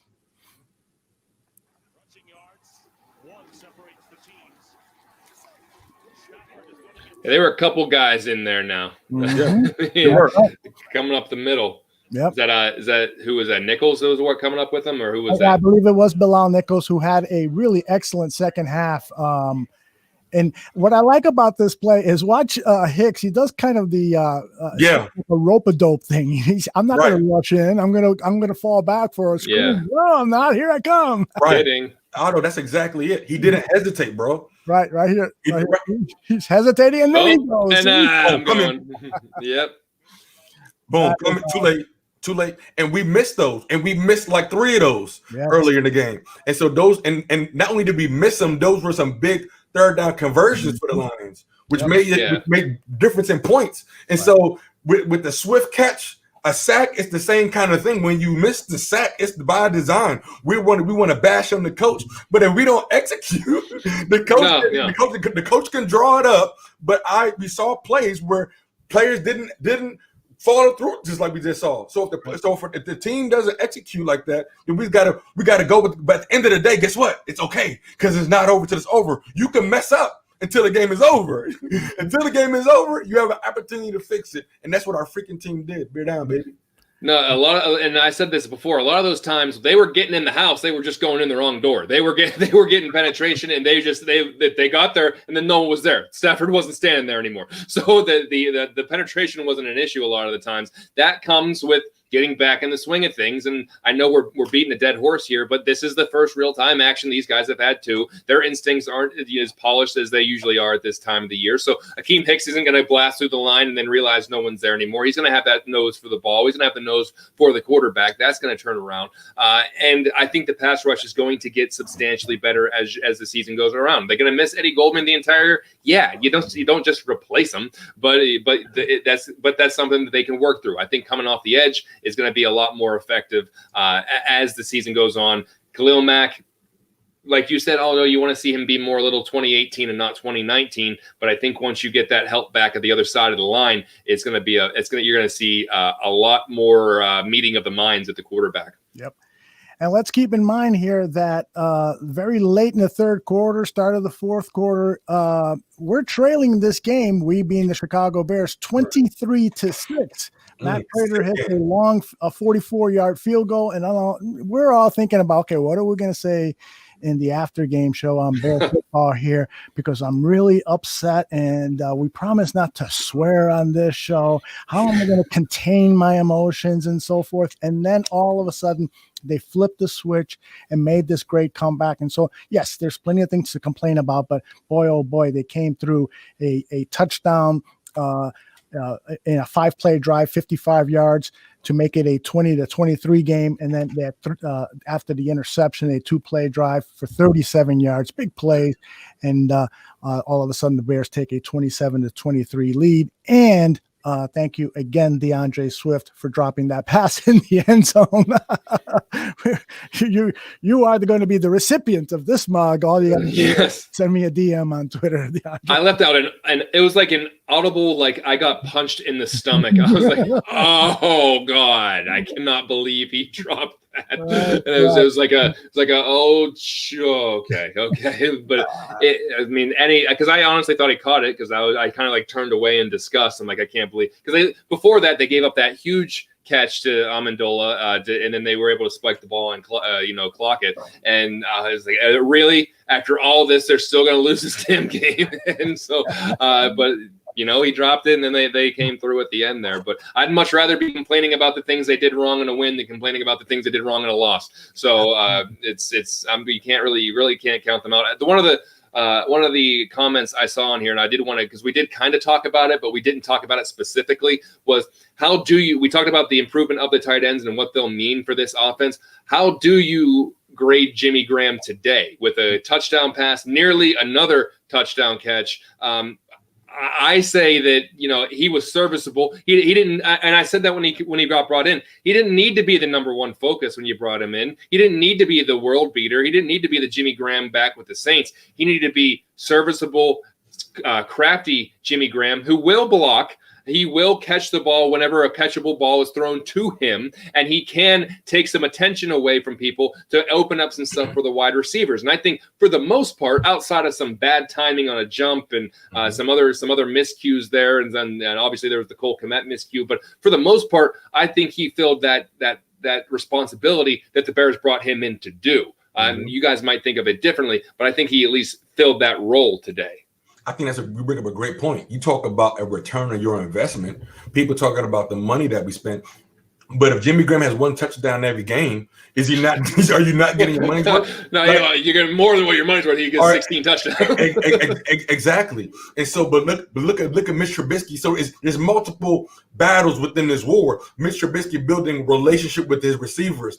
Miller, I'm coming back to you. Don't worry about it, Jimmy. I'm coming back to you. Things that we saw good quarterbacks do. You see what I'm saying? Peyton Manning and Marvin Harrison. I'm coming back to you. Don't worry about it. We still got a quarterback finishing the last deal of his rookie year deal, ladies and gentlemen. The finishing of his first contract, still building that rapport and doing it with new receivers, new teammates, live with all of these circumstances. You couldn't ask for a better situation to see our young quarterback develop live on the field, building chemistry with his quarterback, and Jimmy Graham. Money well spent. Money well spent. At the end of the day.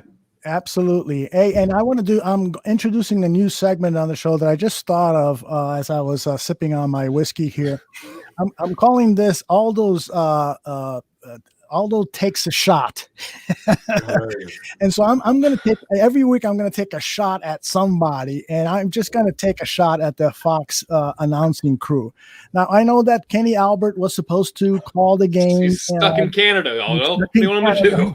Through a 2-week quarantine, despite the fact that Canada has had excellent results with their COVID testing. Never mind that, but they bring in Dick Stockton, and God bless Dick Stockton. He has had a broadcasting Hall of Fame career, but he is just not at the top of his game. And then Jonathan Vilma is brought in, and he's a rookie. This was his first telecast, and it really sounded like it to me. He just wasn't, in my mind, anytime the Chicago Bears on TV, you got to bring in an A1 announce crew and broadcast crew. And then they were really late with some of the stats. I have for years now, particularly because of the proliferation of fantasy football, I have said that the NFL broadcast should be putting up more stats of what the players are doing. Adrian Peterson, 5 carries, X amount of yards. David Montgomery, the receivers, after catching a catch, they should have the stats of Allen Robinson up 2 seconds afterwards. Well, I think they were trying to do that at a certain point,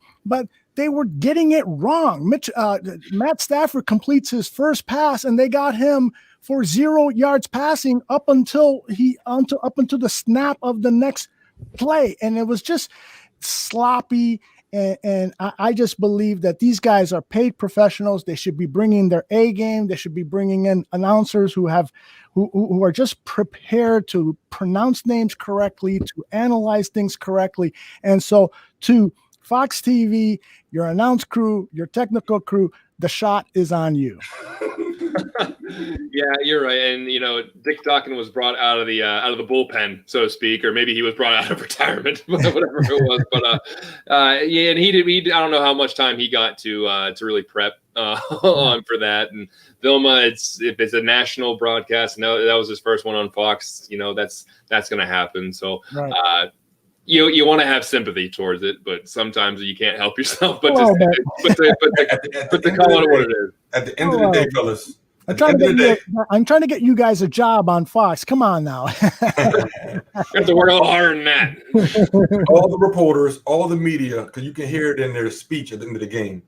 I'm glad everybody watching, they was there because everybody needed some act right. Put some respect on my man Mitch's name.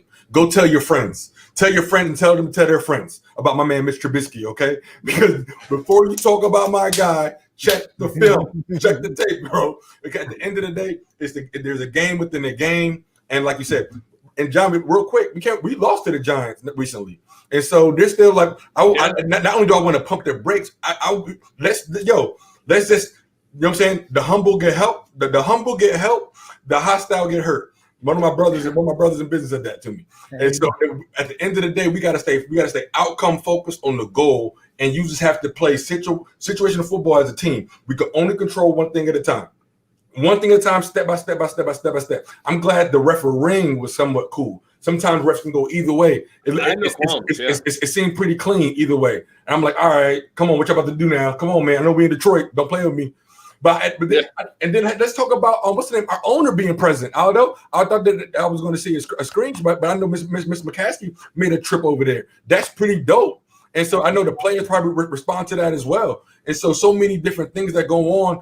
Shout out to the Bears for, I know we're not at that part of the show yet, but keeping the players safe, getting them there, and all these different things. And so we forgot about the no fans in the stands and what's happening outside of football. But like so many things that it took for this team to do and play a game that matters, that no matter of all the circumstances, what do you want to do? You want a championship, or you want excuses?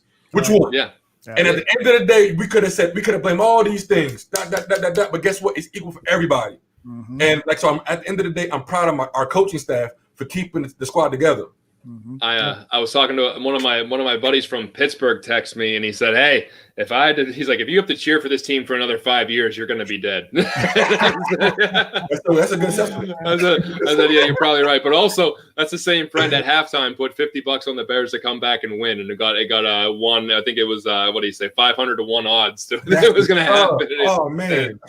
So good on him. But it's true. I mean, it's I saw a comment come across. It's not really a Bears game unless you're all clenched up. So it's true. And we can't ever just have anything simple. This is why we can't have nice things. Right. So and I think Greg Evers here is referring to Trubisky's fourth quarter. Correct me if I'm wrong, Greg, but that would appear to be right to me. Trubisky's fourth quarter was excellent, and so that QBR was sensational. And if that's for the entire game, then that's better than I thought. But the numbers overall, 3 touchdown passes, 0 turnovers for Mitchell Trubisky, and big. That is huge. Huge. You can't. Right. That's something that you're not going to see on the box score really. But the fact is, they did not turn the ball over whenever they looked like that was going to be the next thing to happen. After you see a bad sack or a bad throw, you're just like, when's that Mitch interception coming? When's that? And it didn't. It didn't. They took care of the ball and plenty of things to work on, but they did not make a crushing, brutal turnover at the end of the game. Even when they were coming back in that last drive, they didn't force anything that looked like it was going to be picked off. He didn't make any bad decisions and didn't, just chuck it up in the air like we see it happen every once in a while. Whenever he goes through his mechanics, he gets a little bit of pressure in his face and he just does that whole alley-oop thing. So we didn't see that. So that's a plus. We saw some incremental progression. But that's a good point. No. That's not just incremental, John, because you got to think about it. Where were the expectations? We said if Mitch plays average, we'll be all right. But that was not an average performance today. You can't tell me that because an average performance folds. An average performance would have folded. That was bigger. We said it was a good performance at the end. But for our past quarterbacks, please don't turn the ball over. Don't lose the game. Yeah. Not only did he not lose the game, he won the game. Yeah. Those scrambles, everything mattered. Yeah. I mean, it wasn't just Mitch. I know it was the whole team. But if he gets all the dang blame, then I'm dang sure gonna help give him most of the support. Because if it doesn't work without him, keeping everybody calm in the pocket. Because if he's rattled, then everybody's rattled. And so it was definitely a B plus for me. I know I'm being happy with it. But I just hear the negative. I always hear that the glass half full, half empty with this guy, and we just have to talk about. My man Mitch said it's a game in inches. Woo! My man Mitch was plugged into the right stuff last night. I know what movie he watched last night.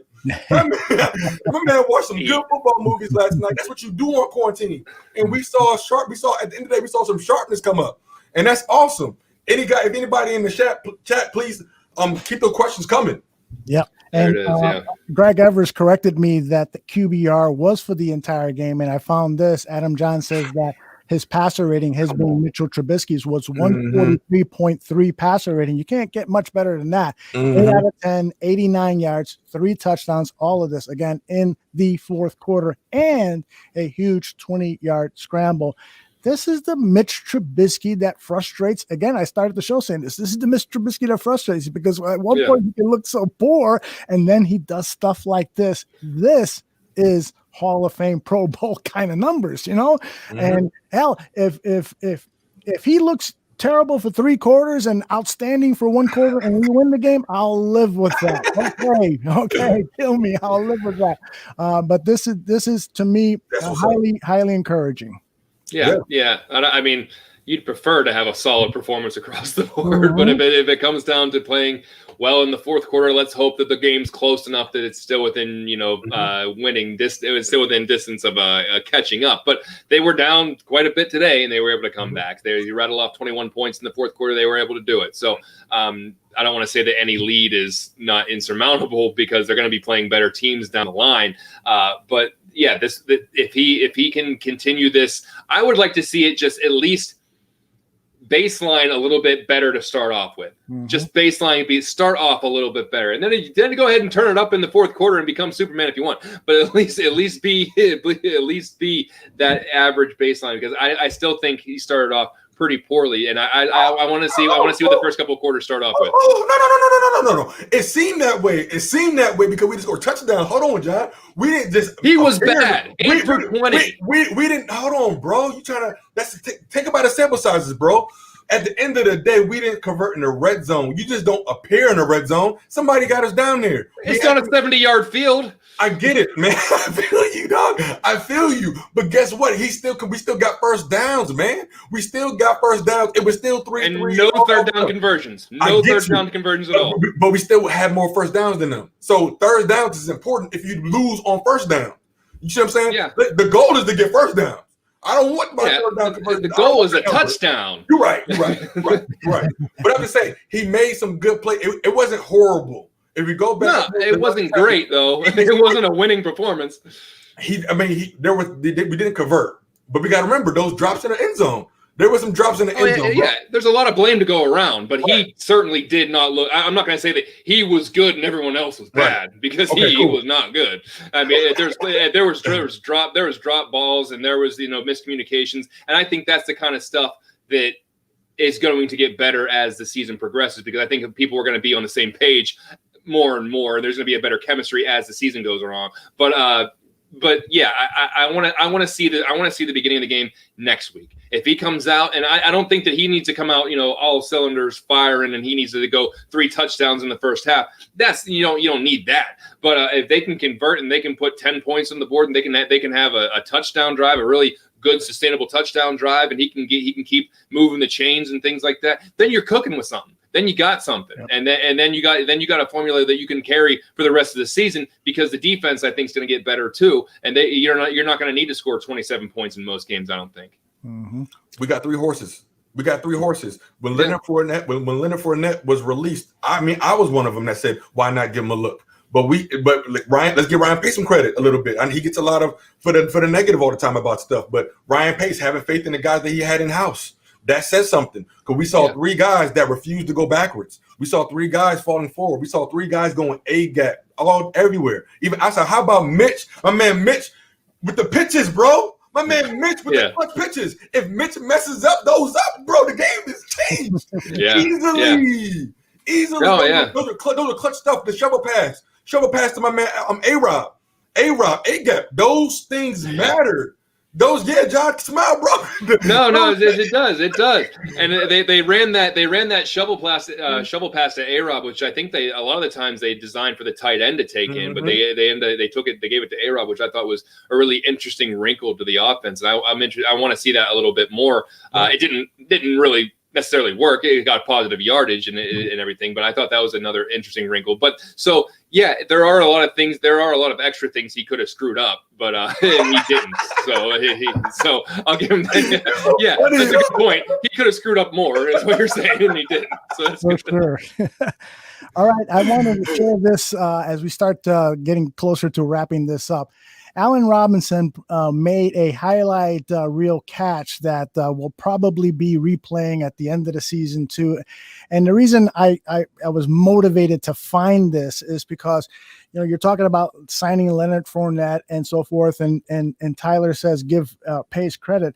I'm giving Pace credit because I think that what Pace is doing is he's trying to be a conservative with money spent, because he wants to sign an extension to Allen Robinson. And if that's the motivation behind him not signing Snacks Harrison to play defensive tackle and help with the replacement of Eddie Goldman or Leonard Fournette to fortify the running game. And he's trying to save money so that he can make a good offer to Allen Robinson and also still have enough money to pay a quarterback for next season, because that could be an issue. They're gonna pay somebody. Yeah. They got to pay somebody. And so here's why Allen Robinson just must be signed to an extension, because he makes plays like this.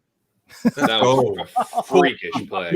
He was full speed from the height, Aldo. And that's you can't teach that. That's effort. That's effort. He ran through the trees. Yep. They cannot let this guy out of Chicago. He has got to be a Bear. Man, that is just come on, phenomenal. Finally. Phenomenal. And I'm really, really happy to announce that here at the Barroom Network, we have teamed up with Allen Robinson's Within Reach Foundation. They help inner city and low income kids reach their dreams, help them with schooling, help them with meals, help them get to a place where they have a fair shot at doing things. And so we're going to be doing a lot of fundraising efforts with Within Reach. We've got some autographed footballs from Allen with the Barroom Network and Within Reach logos on it, the Badge of Honor. This is an initiative totally run by Ryan Badgley. And so I think Badge is going to get 12 signed autograph footballs, and hopefully he'll give Bear football one so that we can raffle off here and have some fun with our listeners. But listen, if you can, please go over to the AllenRobinson12.org organization. At the very least, read up on what they're doing and then share their link with others. And so hopefully we can get some fundraising to that great organization. Allen is, just as he's making plays on the football field, he is also making plays off the football field. And I know, Tyler, raising money and helping people is something that's dear to your heart. So why don't you say a few words on that topic as well? Oh, yeah. Aldo, thanks for the time, man. And then, but real quick, Ryan Badgley, man, the Badge of Honor, the whole Bar Flight Tailgate show, Bobby Bonds, my man, AC, KB. Great show, guys. Bears Nation. Make sure you tune in live. Barroom Network, 9 a.m. Sunday mornings. Those guys get you ready. And me, John, and Aldo, we're going to finish you up. But those guys get you ready. They talked about a lot of these things we're talking about now. It's definitely a great show. What we're doing, Aldo, even on the perspective of games, me and my brother, Joe Mandel, and yourself, we're just talking about actively in the community. What's talking about it as we report it, but actually being out there in the marketplace or sharing resources, find a way to connect good people to good people. And that's just what happens because, empowered by my father, Amos Ellis, we're blessed to be a blessing, okay? And I'm a reflection of the people I get to be around, even like you all right here, a great team here on the network as we try to go forward and just as we celebrate our Bears, we want to give Bears Nation something positive to go back to home with, along with a good W. As we know, the Bears kind of like set the tone for our week and everything. And so, but we know that when we watch football, it's sometimes it's an escape from something. Sometimes it's an escape from some type of reality. And so if there's anything here at the Barroom Network that you may need help with or something like that, things that we have, so there's so many resources that we can share together. Because at the end of the day, we want to be a united fan base. My brother Greg Bax Jr. is great at talking about that, uniting all the Chicago media fan base. And that's just really, really great stuff. That's at the end of this what it's about. And if it's a Super Bowl party, we all gonna be there. So at the end of the day, we're united through thought process. But it's at the end of it, it's bigger than football. And so we got some exciting things coming up on the network, so stay tuned. Yep. I just want to add to what Tyler just said, that the Barroom Network now is evolving into just not being a football operation, but it's covering all Chicago sports. But even more importantly than that, we want to try to make a difference in people's lives. And Tyler is one of the people, and Badge, just a couple of people who are leading these efforts here at the Barroom Network. We want to help with advice. We want to help with pointing you to where you can get help if you have an issue. We want to just help. And we want to build a community. One of the things that I saw posted on the chat room during one of our shows several weeks ago was, I came for the football, but stayed for the community. And so we want to build that up even further. And so we're going to work very, very hard to earn your trust, to earn your support and to also help you if you need help, or enlist you to help others. So we're going to work very, very hard at that. All right. With that, I am going to turn it over to John, who's got a special announcement about a very special show that he is working on along with Alyssa Barbieri. Yeah, super excited about this project. Alyssa Barbieri and I, obviously, she is my producer on Buffone 55, and that's a show that we have been doing for 4 years. And we are working hand in hand on a new project and a new show called Pass the Mic. Now, the idea behind this show is empowering female voices within sports media, because all too often they are unrightly harassed and have a lot of things thrown their way that nobody deserves. There's plenty of stories of women in sports media handling a lot of things that their male counterparts would not have to endure. So there are a lot of great female voices in sports media, in all sports. We're talking baseball, football, hockey, fantasy sports, anything. Tennis, dirt track racing, you name it. And a lot of the times their voices go unheard, because whenever you go to a podcast and you type in a subject, you're more inclined to listen to a male voice sometimes. At least that seems to be the going rate. And so what we want to do is bring those voices onto this show and showcase them. So for people that otherwise may not be listening to them, they have a chance to listen to what they have to say, and they can understand that they need to be listening to these voices as well. And Alyssa is going to be a vital part of this effort. She's going to be she's going to be the one reaching out to guests and doing the conversation points. I never want this to ever be about me. I just want to be able to be a part of this. I want to be able to showcase a lot of these female voices to make sure that they get the spotlight they deserve, because they're putting in a ton of work, and sometimes they are unfairly treated in sports media. So if we can bring that to the ballroom and promote their work and promote their voice, then that project will be worthwhile. And that's going to be every other Thursday here on the Barroom Network, starting this month. So we're getting pretty psyched up about it. There you go. John, I just want to say, man, bless you for that. I know I said it before, but really bless you, listen for that. That's really, really freaking awesome. That's so awesome. And then even to our Bears Nation Barflies, we appreciate everybody checking in on the chat right now. And if you all know communities that are in need of outreach things, reach out to the network. Let us know how we can help the communities, okay? This is what we're about. It's bigger than football. It just so happens we like the same team. That's awesome. But at the end of the day, through faith, through sports, through different aspects of life, you know what I'm saying? It's gains on deck, guys. Bear down, baby. All right, last 3-4 minutes here. I want to go around the table and have us all share some final thoughts. If you don't mind, I will go first. I just want to say that, this is so huge for us. I mean, we think so much about this Chicago Bears team. We hope and pray. And yes, there are much more important things in life than a football game. But this is also very important because it builds kinship among the community. This is all of us getting together and rooting for one common thing. This is us. Not arguing about politics, not arguing about whether it should be red or green or yellow. It's not arguing about anything. We are all in this together, praying and hoping and wishing that the Chicago Bears come off with a win.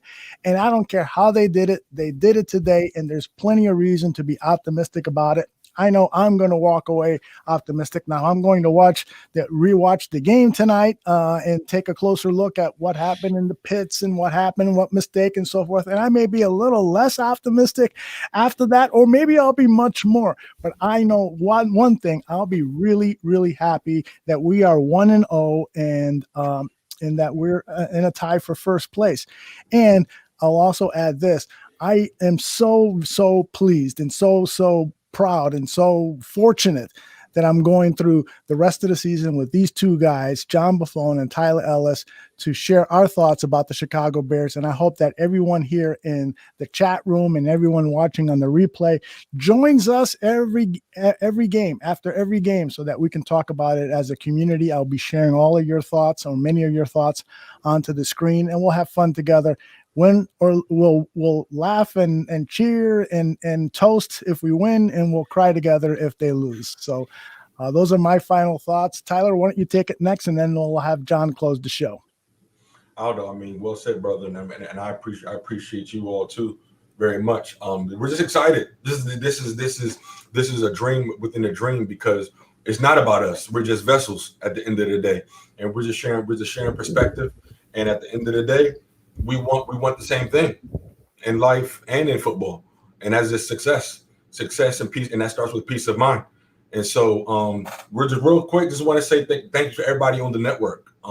My mentors taught me, Mike LeBoux, Omar Powell, and an example is better than opinion. And on the network, all we want to do is just be a beacon for what we want the world to actually be. And we're not just going to talk about it. We're going to walk it out. We're going to walk it out, because we're so outcome focused. We can stay productive above our circumstances. And when we need that time off, we can come chop it up in the bar room, because it is a safe place, because we are united. And so it's really just a shout out to all my brothers and sisters, my brother Josh, Jordan, Jasmine, and really probably to my pops, Amos Ellis, man, because it means a lot. And I'm nothing without my mom and just my environment. And so life really comes full circle. And I just can't. Now is not the type of time for it, but the Chicago Bears play a role in that. And so it's bigger than football, because these are family traditions. Brother John, what you got, brother? Cynic of our bunch, and I know that I've been labeled the curmudgeon and the cynic for the Chicago Bears, and things weren't looking great today. I'll be honest with you, but I have hope for this team. I have hope that for this entire 2020 season, and everyone around me knows I'm in a much better mood when the Bears win than when they lose. I'm not the most pleasant person to be around when the Bears lose, and right now I'm in a pretty good mood. So I'm excited to just start off this season with a win. I'm excited to see where this team can go. I'm excited to see what they do next week, and I'm excited to be on this show. I cannot be more excited to be on this show, because my last name's Buffone, and I'm doing a post-game show for the Chicago Bears. It does not get much better than that. Like I've said numerous times, I'm never going to be as good as Doug freaking Buffone that's on my shirt right there. But I'm going to try the best that I can. And I'm so excited to be talking about one of my favorite things in the entire world, the Chicago Bears. And I'm doing that with two great people, Aldo and Tyler. So great win. Great Sunday. Football is back, and this is something that everyone's been looking forward to. We didn't know if we were actually going to get to this point or not, but it's happening. Football season's here. We're talking Bears football, and at least for a couple hours, things seemed a bit normal. So I'm really excited to be on this ride with you guys, and excited to do it again next week. That's what we'll do. Take care, everybody. We'll see you next week. Oh, by the way, I should say that we've got a lot more Bears coverage coming up over the next several days. Our next show is going to be the Gabriel Schuster Talk Bears show. It's an audio podcast only, so we'll be recording it tomorrow morning, and it will be on your podcast stream in the early afternoon. So make sure you subscribe to all of our podcasts. This show itself will be out on audio podcast version, and it will be stored. The video version will be stored here on YouTube. So, and again, we've got hours and hours of Bears coverage coming at you. Mm-hmm. And so all you got to do is fantasy football too, Aldo. Fantasy football, Tooch and Lagoon. Yes. Live on Tuesday night. Don't forget about my guys. Those are fantasy champions right there. If you lose it because you ain't listening to them. My goodness. That's what I'm going to do immediately when we're done here. I'm going to go check my fantasy football score. And then something on my heart real quick. Really a shout out and prayers to brother Ron.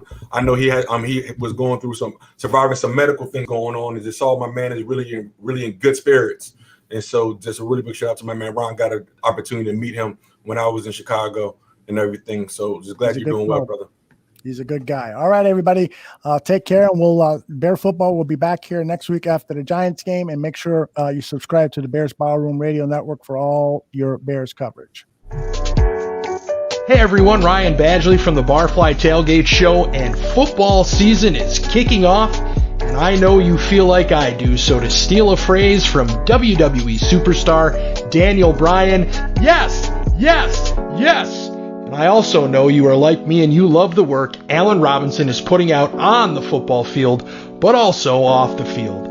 That's why we're so pleased to partner with the Allen Robinson Within Reach Foundation. Their work provides educational opportunities and resources to low-income and inner-city Chicago students to help put success within reach. How can you help? immediately you can visit allenrobinson12.org and learn more about what they are doing and make a donation. If you can't donate money, can you donate your time? The foundation is always looking for volunteers. And please let others know about their great work. In the coming weeks, the Barroom Network will hold some fundraising efforts, and we hope that you'll be a part of those. And again, let your family and friends know. Now, how about them Chicago Bears? I'm so psyched up for this season. I think A-Rob has 100 catches and double-digit touchdowns. Now let's bear down.